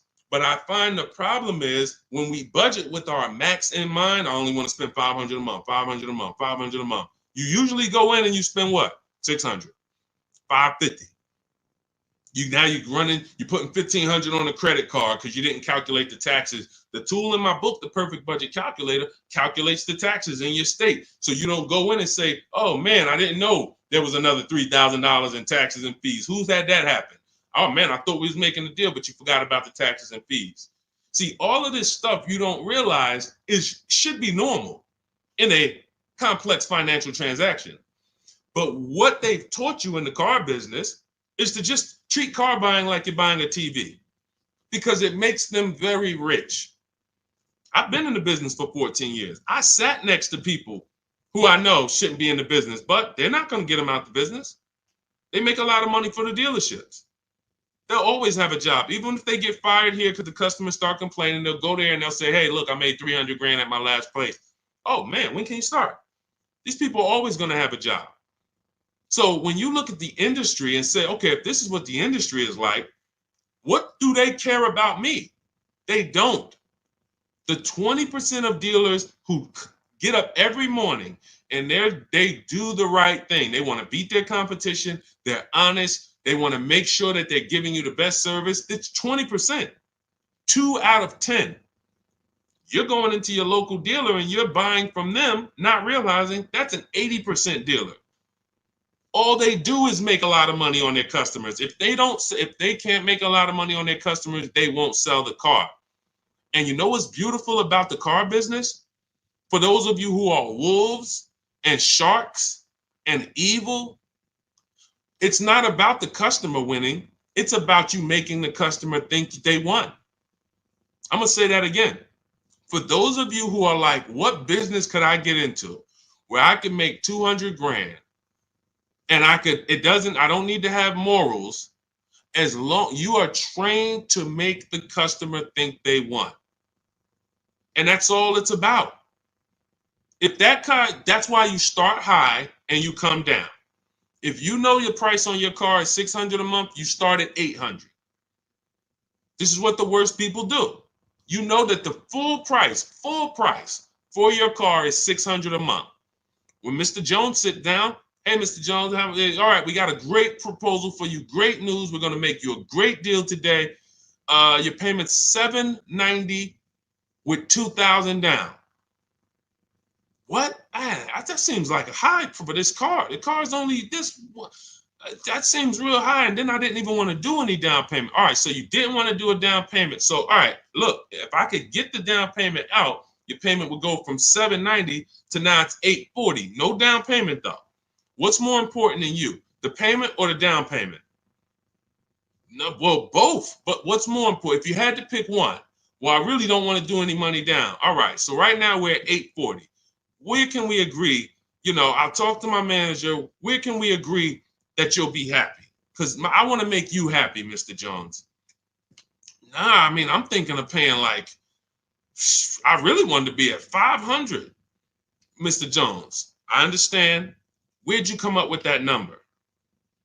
I just thought, like, I'm looking at the car, I'm thinking, 500 seems fair, but follow me, Mr. Jones. You're looking at this car, you know where the demand is, you know there's no cars around. This is all stuff that's not true. You don't know where the demand is because you haven't shopped. There's no cars around. You don't know that because you haven't shopped. But these guys we are absolutely trained to, if you want to use your powers for evil, it is very easy to get you. That's why we don't shop that way. I would never send you in to deal with people who negotiate every day for a living like this. Your power is being at home, having multiple dealers compete for your business, and that's how people like Tasha get these deals. Thousands off on a brand new car, only 1-year-old car. This is how. We got grandmothers who do this. Look, India, ridiculous deal on a Toyota. Look, Hyundai, $365 a month, no money down. 2024 Hyundai Elantra, limited, with the leather in it. She didn't get that going in negotiating. You can't. But from home, that's where the power is. That's why our entire system is called Cars from Home. I can sit here and walk you through why you can't win. I don't care who you are. So when I'm telling you, you have to change the way you shop. When people say there's no deals, they're right. To you, there's no deals. To someone who doesn't have shopping strategy, doesn't know how to put dealers against each other, there are no deals. But to people like us, we've been making deals. Let me show you, Benita. Let me show you a pandemic deal. When people were out there thinking, no deals, Deshone, this is so bad. When is the market going to change? Look, Benita, 2022. She leased her dream vehicle, a 2023 Kia Telluride. She put $600 down, drove off $600 a month. She gave them $600, drove off. No money down lease. People were leasing and buying these vehicles for $10,000 over sticker. I'm not on here to talk to you about hundreds of dollars. What do I care about hundreds of dollars? You think we're on here? You think we're getting together to gather you guys to talk about hundreds of dollars? That doesn't matter to me. Thousands is all we talk about. Every single thing we discuss here is $1,000 mistakes. You not leasing when you should be leasing. $5,000, $7,000 mistakes minimum. You not getting multiple offers on your car. Could be depending on the car, you look at somebody like Kimberly. Kimberly gets $20,000 off her Maserati. $20,000. Sean gets $20,000 off his F-150 Lightning. These are just some of the, look, even somebody like Tiffany, let's take a smaller discount. She gets a Mazda CX-90. She gets $6,500 off. What happens? There are people who got that same car. You won't. They're not going to say it. They'll never say it. They'll never come on here and say, "Hey, Deshone, I got that same car you just showed her get, and I only got $2,000 off." They won't say I overpaid by $4,500 because I didn't know this. But I'm telling you, I know this because I've been working with people around the country. So understand, we're not here to talk small numbers. When we're tapping in, we're asking you to tap in, lock in, so that you can actually keep thousands and thousands of dollars in your bank account instead of putting it in these cards or giving it to these dealers. That's it. So everything we discuss is out of my new book, Cars from Home, 7 Steps to Saving Time, Money, and Avoiding Dealerships. It's a 7-step process. Doesn't matter whether you're leasing, 7 steps. Doesn't matter if you're buying new, 7 steps. Buying used, 7 steps. You want to sell your leases, which who didn't know you could sell a lease? Put a question mark. Who didn't know you could sell a lease? Type a question mark in the comments. Question mark. Deshone, what do you mean you could sell a lease? Okay, thank you. We're renovating with the jeans. Okay, look, Lynn, Brooke, Miss Tucker. Look.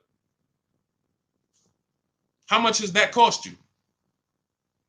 Not knowing, and we begin to teach people to do this during the pandemic because every single car was $7,000 to $10,000 more than it was truly worth.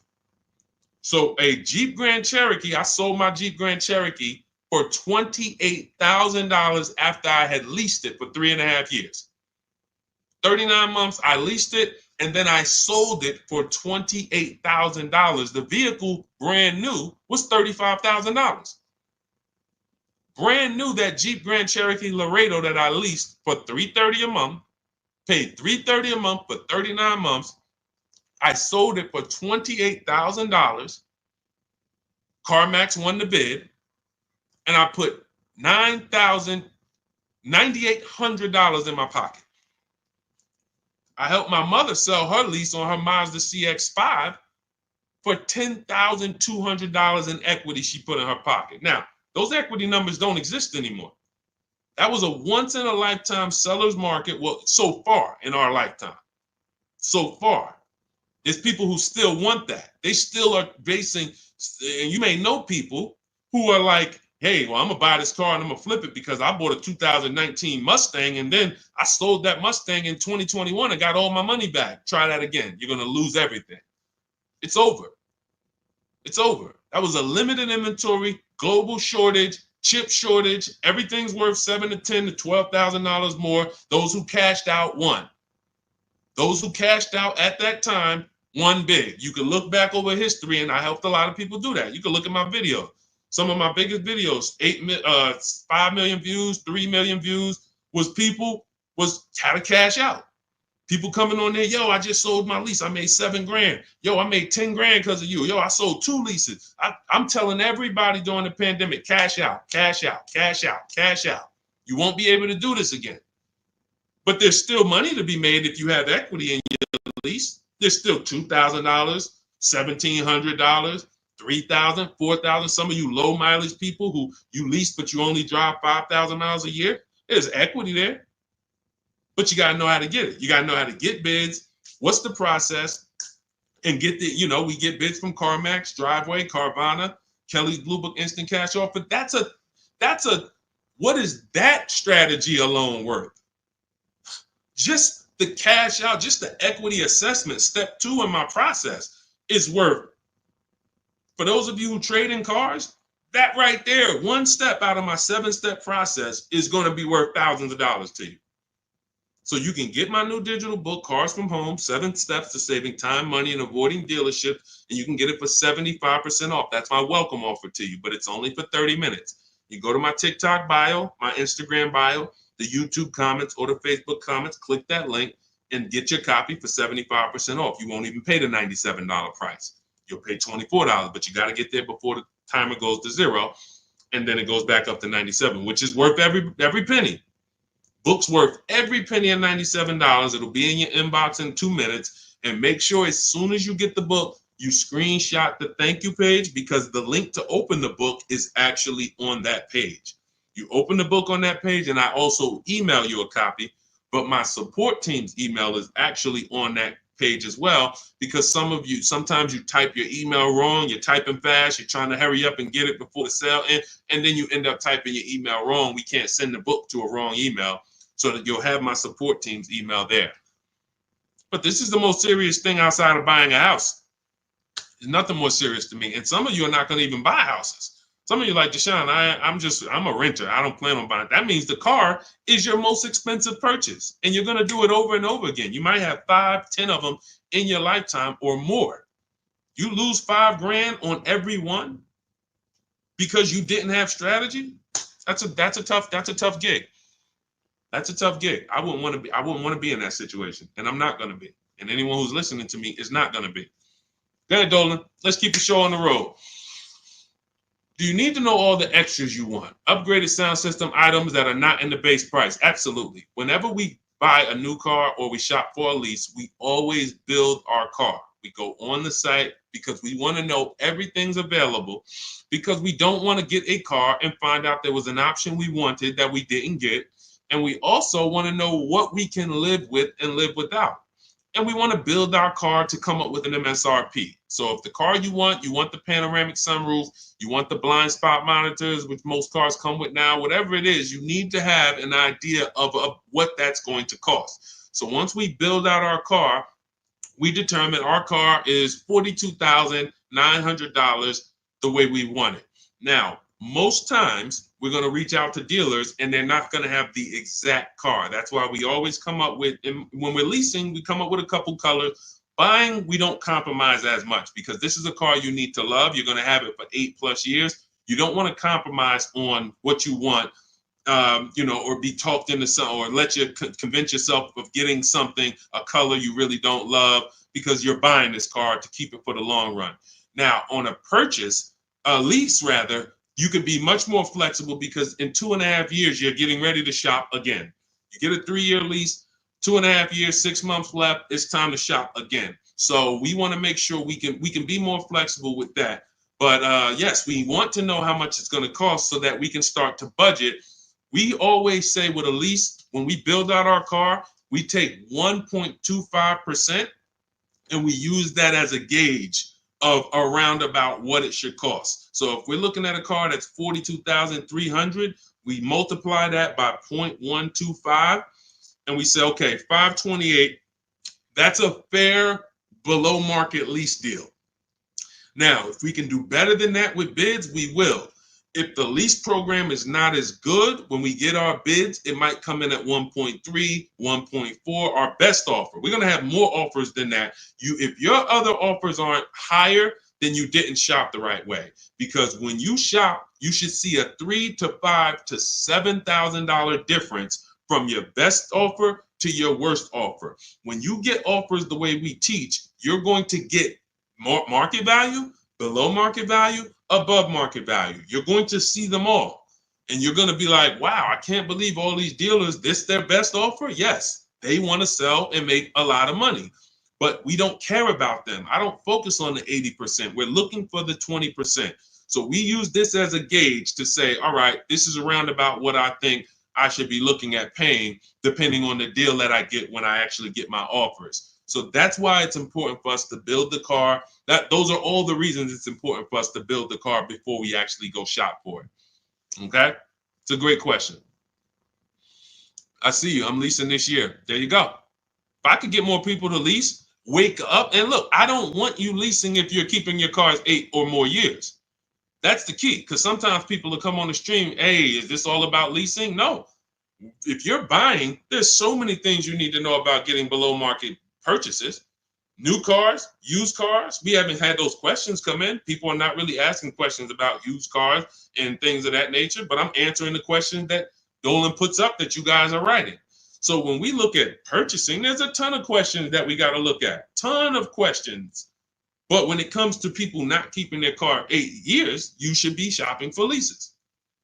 You're not keeping a car long enough to beat the depreciation. The depreciation's going to kill you, not the loan. Doesn't matter. Loan's okay. You could pay cash. Doesn't matter. The depreciation's going to kill you. That's what you're doing. You're buying a depreciating asset, trying to keep it short term, flip it, and do it again. You can't win. The only way to win with a depreciating asset is long-term ownership, or never tie your money up in it in the first place, which is a below market lease. Okay, Dolan, throw that one back up.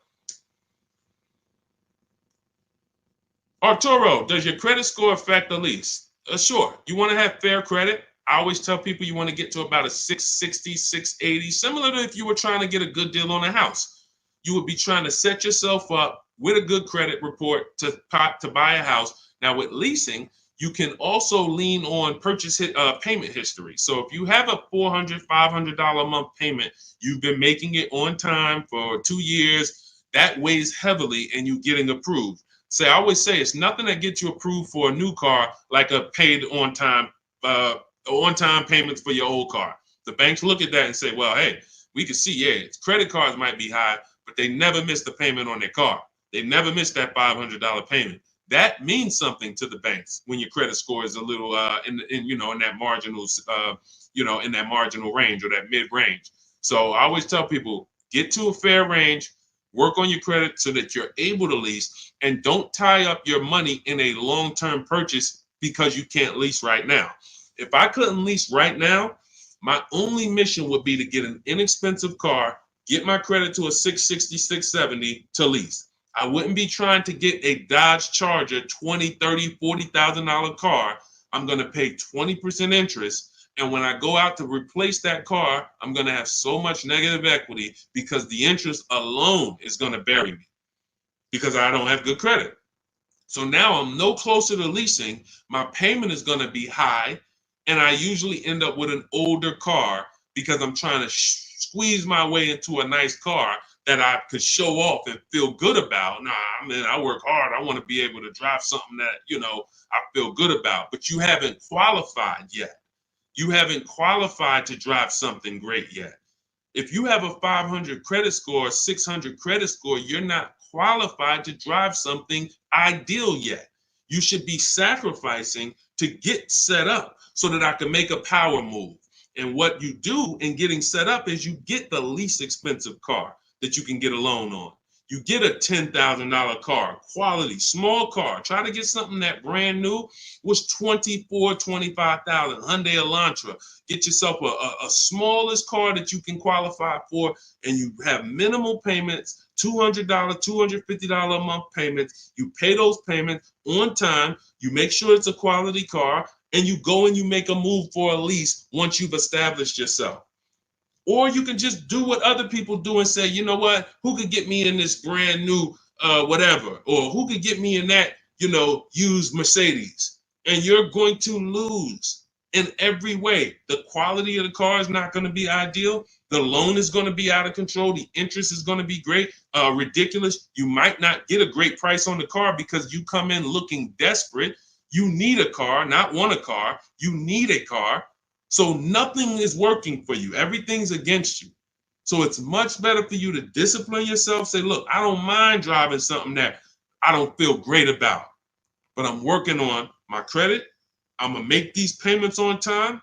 I'm going to get myself to a 660. I'm going to have 2 years of on-time payment, and then I'm pulling off the lot in a brand new lease.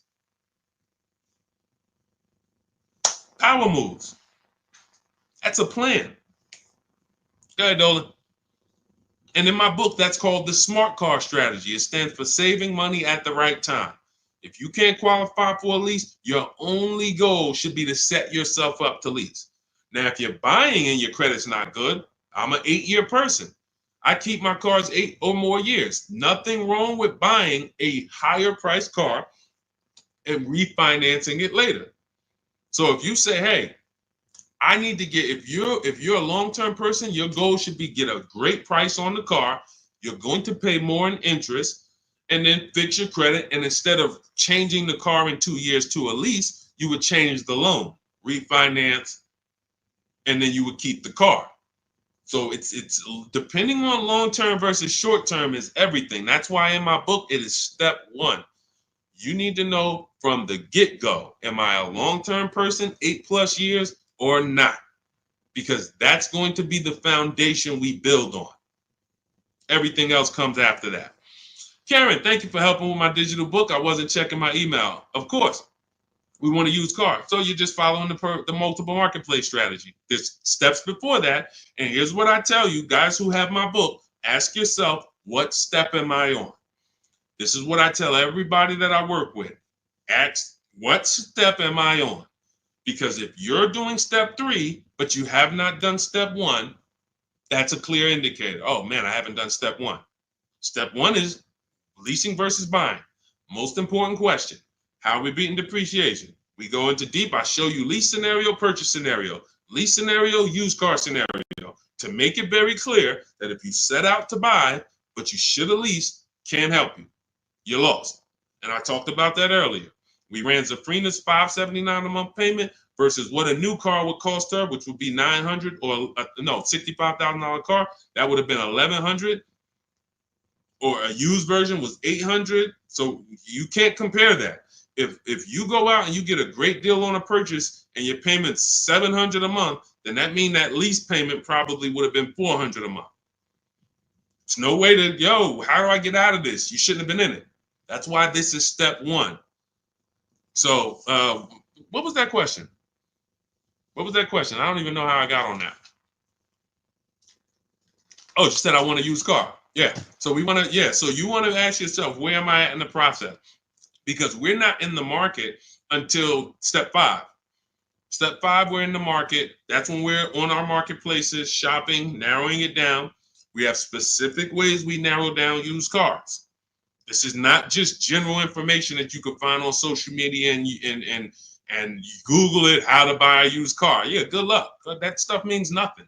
Car salespeople are been watching those blog articles for years saying, okay, this is what they're coming to do. Don't tell them you have a trade-in. Okay, good. Stuff has been around for 20 years. What we're doing is we're narrowing it down when we get to step 5, based on title history, service records, accident history. Then we're narrowing it down and we're coming up with our top 5 choices, top 3 to top 5. Then we're verifying who has bogus fees, who put one price online that they're not going to honor. So all of these, this is my top 5 list, but some of these might be fake prices. So we need to verify that. And then we're going to get the new car price to find out what the true discount was. How much was this vehicle brand new? When I bought my Infinity truck, I narrowed it down to 4 choices. They were all white, between $30,000 and $32,000. Sounds similar. They're not. You looking at 4 white Infinity trucks between $30,000 and $32,000. Similar miles, all 2020s. They were 3 years old at the time. Looking at all 3, whoa, these vehicles look similar. Once I got the brand new price, I found out one of them was $46,000 brand new. The other one was $48,000 brand new. The other one was $52,000 brand new. And the one I ended up getting was $54,000 brand new. Big difference. See, so what seemingly was close was nowhere near close. The furthest apart was 54 to 46. It's an $8,000 difference between the least expensive one and the most expensive one. But without the brand new price, you don't know that. You're choosing the wrong vehicle, thinking, oh, I got a good deal. No, the good deal was that other one that you didn't pick because you didn't have the brand new price. So that's step 5. But we got plenty of things we do before that to verify the DNA of the vehicle, check the data. And look, let me be clear. It takes me 90 minutes to buy cars. I'm not putting a system together that takes days. I'm not going to do it. It's not necessary. Choosing your vehicle, that might take you days. Going and looking at cars, test driving, that might take you days. Deciding what you want. We call that shopping. That's a step in my book. Shopping, not buying. That's deciding what you want. But once you know what you want, 90 minutes. Now, first time you use our system, it might take you 2-3 hours because you're just learning. You're overthinking. Haven't trusted our process yet. That's normal. But once you see, wait, this is simple steps. I'm going to websites, putting information here, looking at this. This is stuff a high school kid would do. If I could teach a high school kid to buy a car, it'd be easier than some adults because they don't have to unlearn much. Adults, it's like, hey, but I don't have to go into the dealer. You know, hey, Deshone, I went into the dealer and this is what they said. Deshone, my dealer called me and they said this. Well, when did I tell you to talk to the dealer? I thought you were coming to use our system because you didn't want to talk to the dealers. Yeah, you're right. See, that's overthinking. Now, that doesn't mean you're going to lose because we got a lot. That's how a lot of people come. You're trained to do things one way. You have to unlearn that. But once you see what we do, you're like, man, I can do this again next time. It'll take me 2 hours. I get any car I want in the country, Bentley, Rolls Royce, Corolla. It's going to take me 90 minutes because I'm using the internet. We're emailing. You know, I'm not getting in my car and driving to a dealer. So that's what we need to focus on. I know you have the book. Make sure you're asking yourself, where am I in the process? Start with step 1, just check them off. Step 7 is delivery. So when you check off delivery, you're done. You got your car. All right. Everything that I'm teaching is in my new book. It's called Cars from Home. It's a digital book. It's called Cars from Home, 7 Steps to Saving Time, Money, and Avoiding Dealerships. You can get your copy for 75% off. It's part of my welcome offer. It's normally $97. But if you get to my TikTok bio, my Instagram bio, the Facebook comments, or the YouTube comments before the 30-minute timer hits 0, you got your copy for 75% off, which is $24. And it'll be in your inbox in 2 minutes. So once the timer hits 0, price does go back up to $97.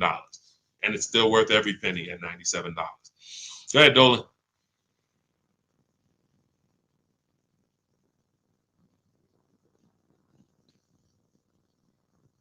Dolan, you there?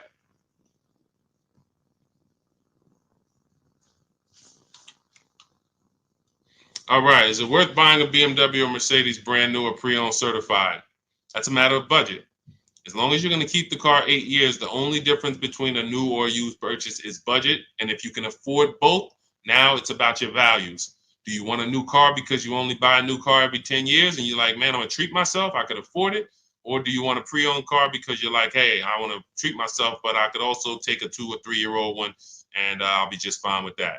Now, what I always say, if you're going to buy something close to new, 1 or 2 years old, you need to shop the new market first, because you might overspend for a 1 or 2 year old vehicle because you don't know what the new market is for a brand new one. So, example, Kimberly saves $20,000 off her Maserati. Sean saves $20,000 off his F-150. Milligan saves $27,000 off her Mercedes-Benz. So when you look at these vehicles, and I show these deals, if you're on YouTube, if you're on YouTube, that's Melissa. If you're on YouTube or Facebook or Instagram, you can see these. You zoom in here, you can see she saved $27,000 off her Mercedes, and some of these vehicles, even with these leases, you'll see people have saved 10 grand, 7 grand. Now, let's take the more dramatic discounts over 10 grand. If you can save over 10 grand on a brand new vehicle, then that means when you go buy a 1 year old one, what should you be saving? If I know that the new market is 10 grand off, then for a 1 year old one, I'm looking for about 18 grand off. I'm not looking for 15 grand off. 5 more thousand, I get a brand new one. So I need to know what the new market is to know what the used market should be. Now, this is once you get to 3 years old, you don't need to do this, because 3-year-old vehicles, there's a lot of options, because there's only 2 ways dealers get most cars. They're going to buy them off their customers, or buy them from auction, or they're going to buy them after the lease. So 3 ways. Buy them after the lease. Most leases are 3 years. They're going to buy them from their customers. Most people don't trade their cars in 2 years. Or they're going to buy them from auction. And most people are not getting rid of their cars in 1 or 2 years. So you don't have a lot of options to choose from. You have limited competition. And when you have limited competition, you have a high chance of overpaying. But if I shop the brand new market and I see, wait a minute, on this car, brand new, I could get $20,000 off. Now, some of you might say, wow, if I could afford, I'll just get a brand new one. If that's the market, because I didn't know that the discount was going to be that big. But once you see this, okay, I know I can't pay more than on a used one. See, somebody who would buy a 1 year old F-150 Lightning, truck's normally 70,000, 73,000. So they might look at a 1 year old one for 55 and be like, wow, that looks good. Thank you, Renovating with the Gene. They might look at it and be like, okay, wait, this is a 1 year old vehicle and you asking 55,000 for it? That sounds good. Because it's brand new. How much is it brand new? Well, 73 brand new. Whoa, that's a big discount, man. All right, yeah, I ain't gonna even argue with you. Let me get that. Not realizing that the brand new market on that vehicle, the person saved $21,000. So 73, 63, 53. So literally the brand new market on that vehicle was lower than what you just paid for a 1 year old vehicle. And what's going to happen when you go to resell that vehicle later? You're going to lose because you overpaid by thousands of dollars. So this is so important to understand. People overpay for used cars all the time for a variety of reasons. They don't know what it was originally. What was the original new car price to even know they're getting a good deal on a used one? They don't know what the actual new car, again, this is for the 1 and 2 year people. You got options because somebody asked, hey, should I buy brand new or should I buy pre-owned? That means you probably have the money to afford both. So you might go out and buy a 1 or 2 year old pre-owned. But if you're like Milligan and you bought one of these electric ones, she saved $27,000. If you went in and you bought a 1 year old one and you got 20 grand off, you might think you won.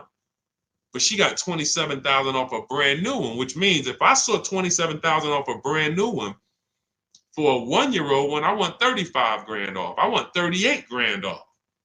The new market for this vehicle is very soft. So that means the 1 year old market should be very soft. It's an extreme depreciation. Another reason why you don't buy these vehicles. Now, mind you, you know what I didn't mention? the people who paid for this vehicle and didn't get $27,000 off. It's people who are going to see this stream. Again, most of them will never say it. They have this same vehicle that Milligan has. Same $73,000 vehicle. They went in, they negotiated. They said, listen, all right, come on, man, make it 10 grand. 10 grand off. And they went home thinking, hey, honey, you're not going to believe this. Guess how much they took off the truck? How much? 10,000 off. They in there, oh, I won. See something like this? That's why you can't feel for the bottom. Negotiating and feeling for the bottom, wondering, all right, I think I'm at the bottom. That sounds good. You can't win. In fact, I've showed you multiple ways you can lose huge like that, and people are losing like that. You can't feel for the bottom. You don't know what we have as the dealers. You don't know what rebates I have. You don't know how many incentives I have. You don't know if the manufacturer sent us extra money because we got to move these vehicles. You don't know any of that. You come in and asking for the invoice. All right, invoice on a $73,000 car, 6.5% markup. All right, invoice is 57, and a good salesman's gonna fight you for invoice. They're not gonna just lay down and give you invoice, even if they sitting on 20,000 in rebates. A good salesman is fighting for every dollar of the commission. So you've been, hey, how they gonna fight? They got 20 more thousand. You telling me they got 20,000 in rebates and they gonna fight me for 1,000? Yes, because it's perception. If they take off $10,000 for you in a heartbeat, you might think, wow, you took off 10,000 a little too fast. This is how salespeople are trained. So I'm telling you, the people who believe it, they're going to win. If you listen to me, you're going to win. If you don't listen, you're going to keep losing. And when I say losing, I mean, show me your car deals. Show me your car deals. That's all I care about. Sean, I'm going to do it my way. Okay, show me your car deals. DM me. Sean, I did it my way. How this look? All right, would you bet me $1,000 I can't find a better deal than this? Would you take the bet?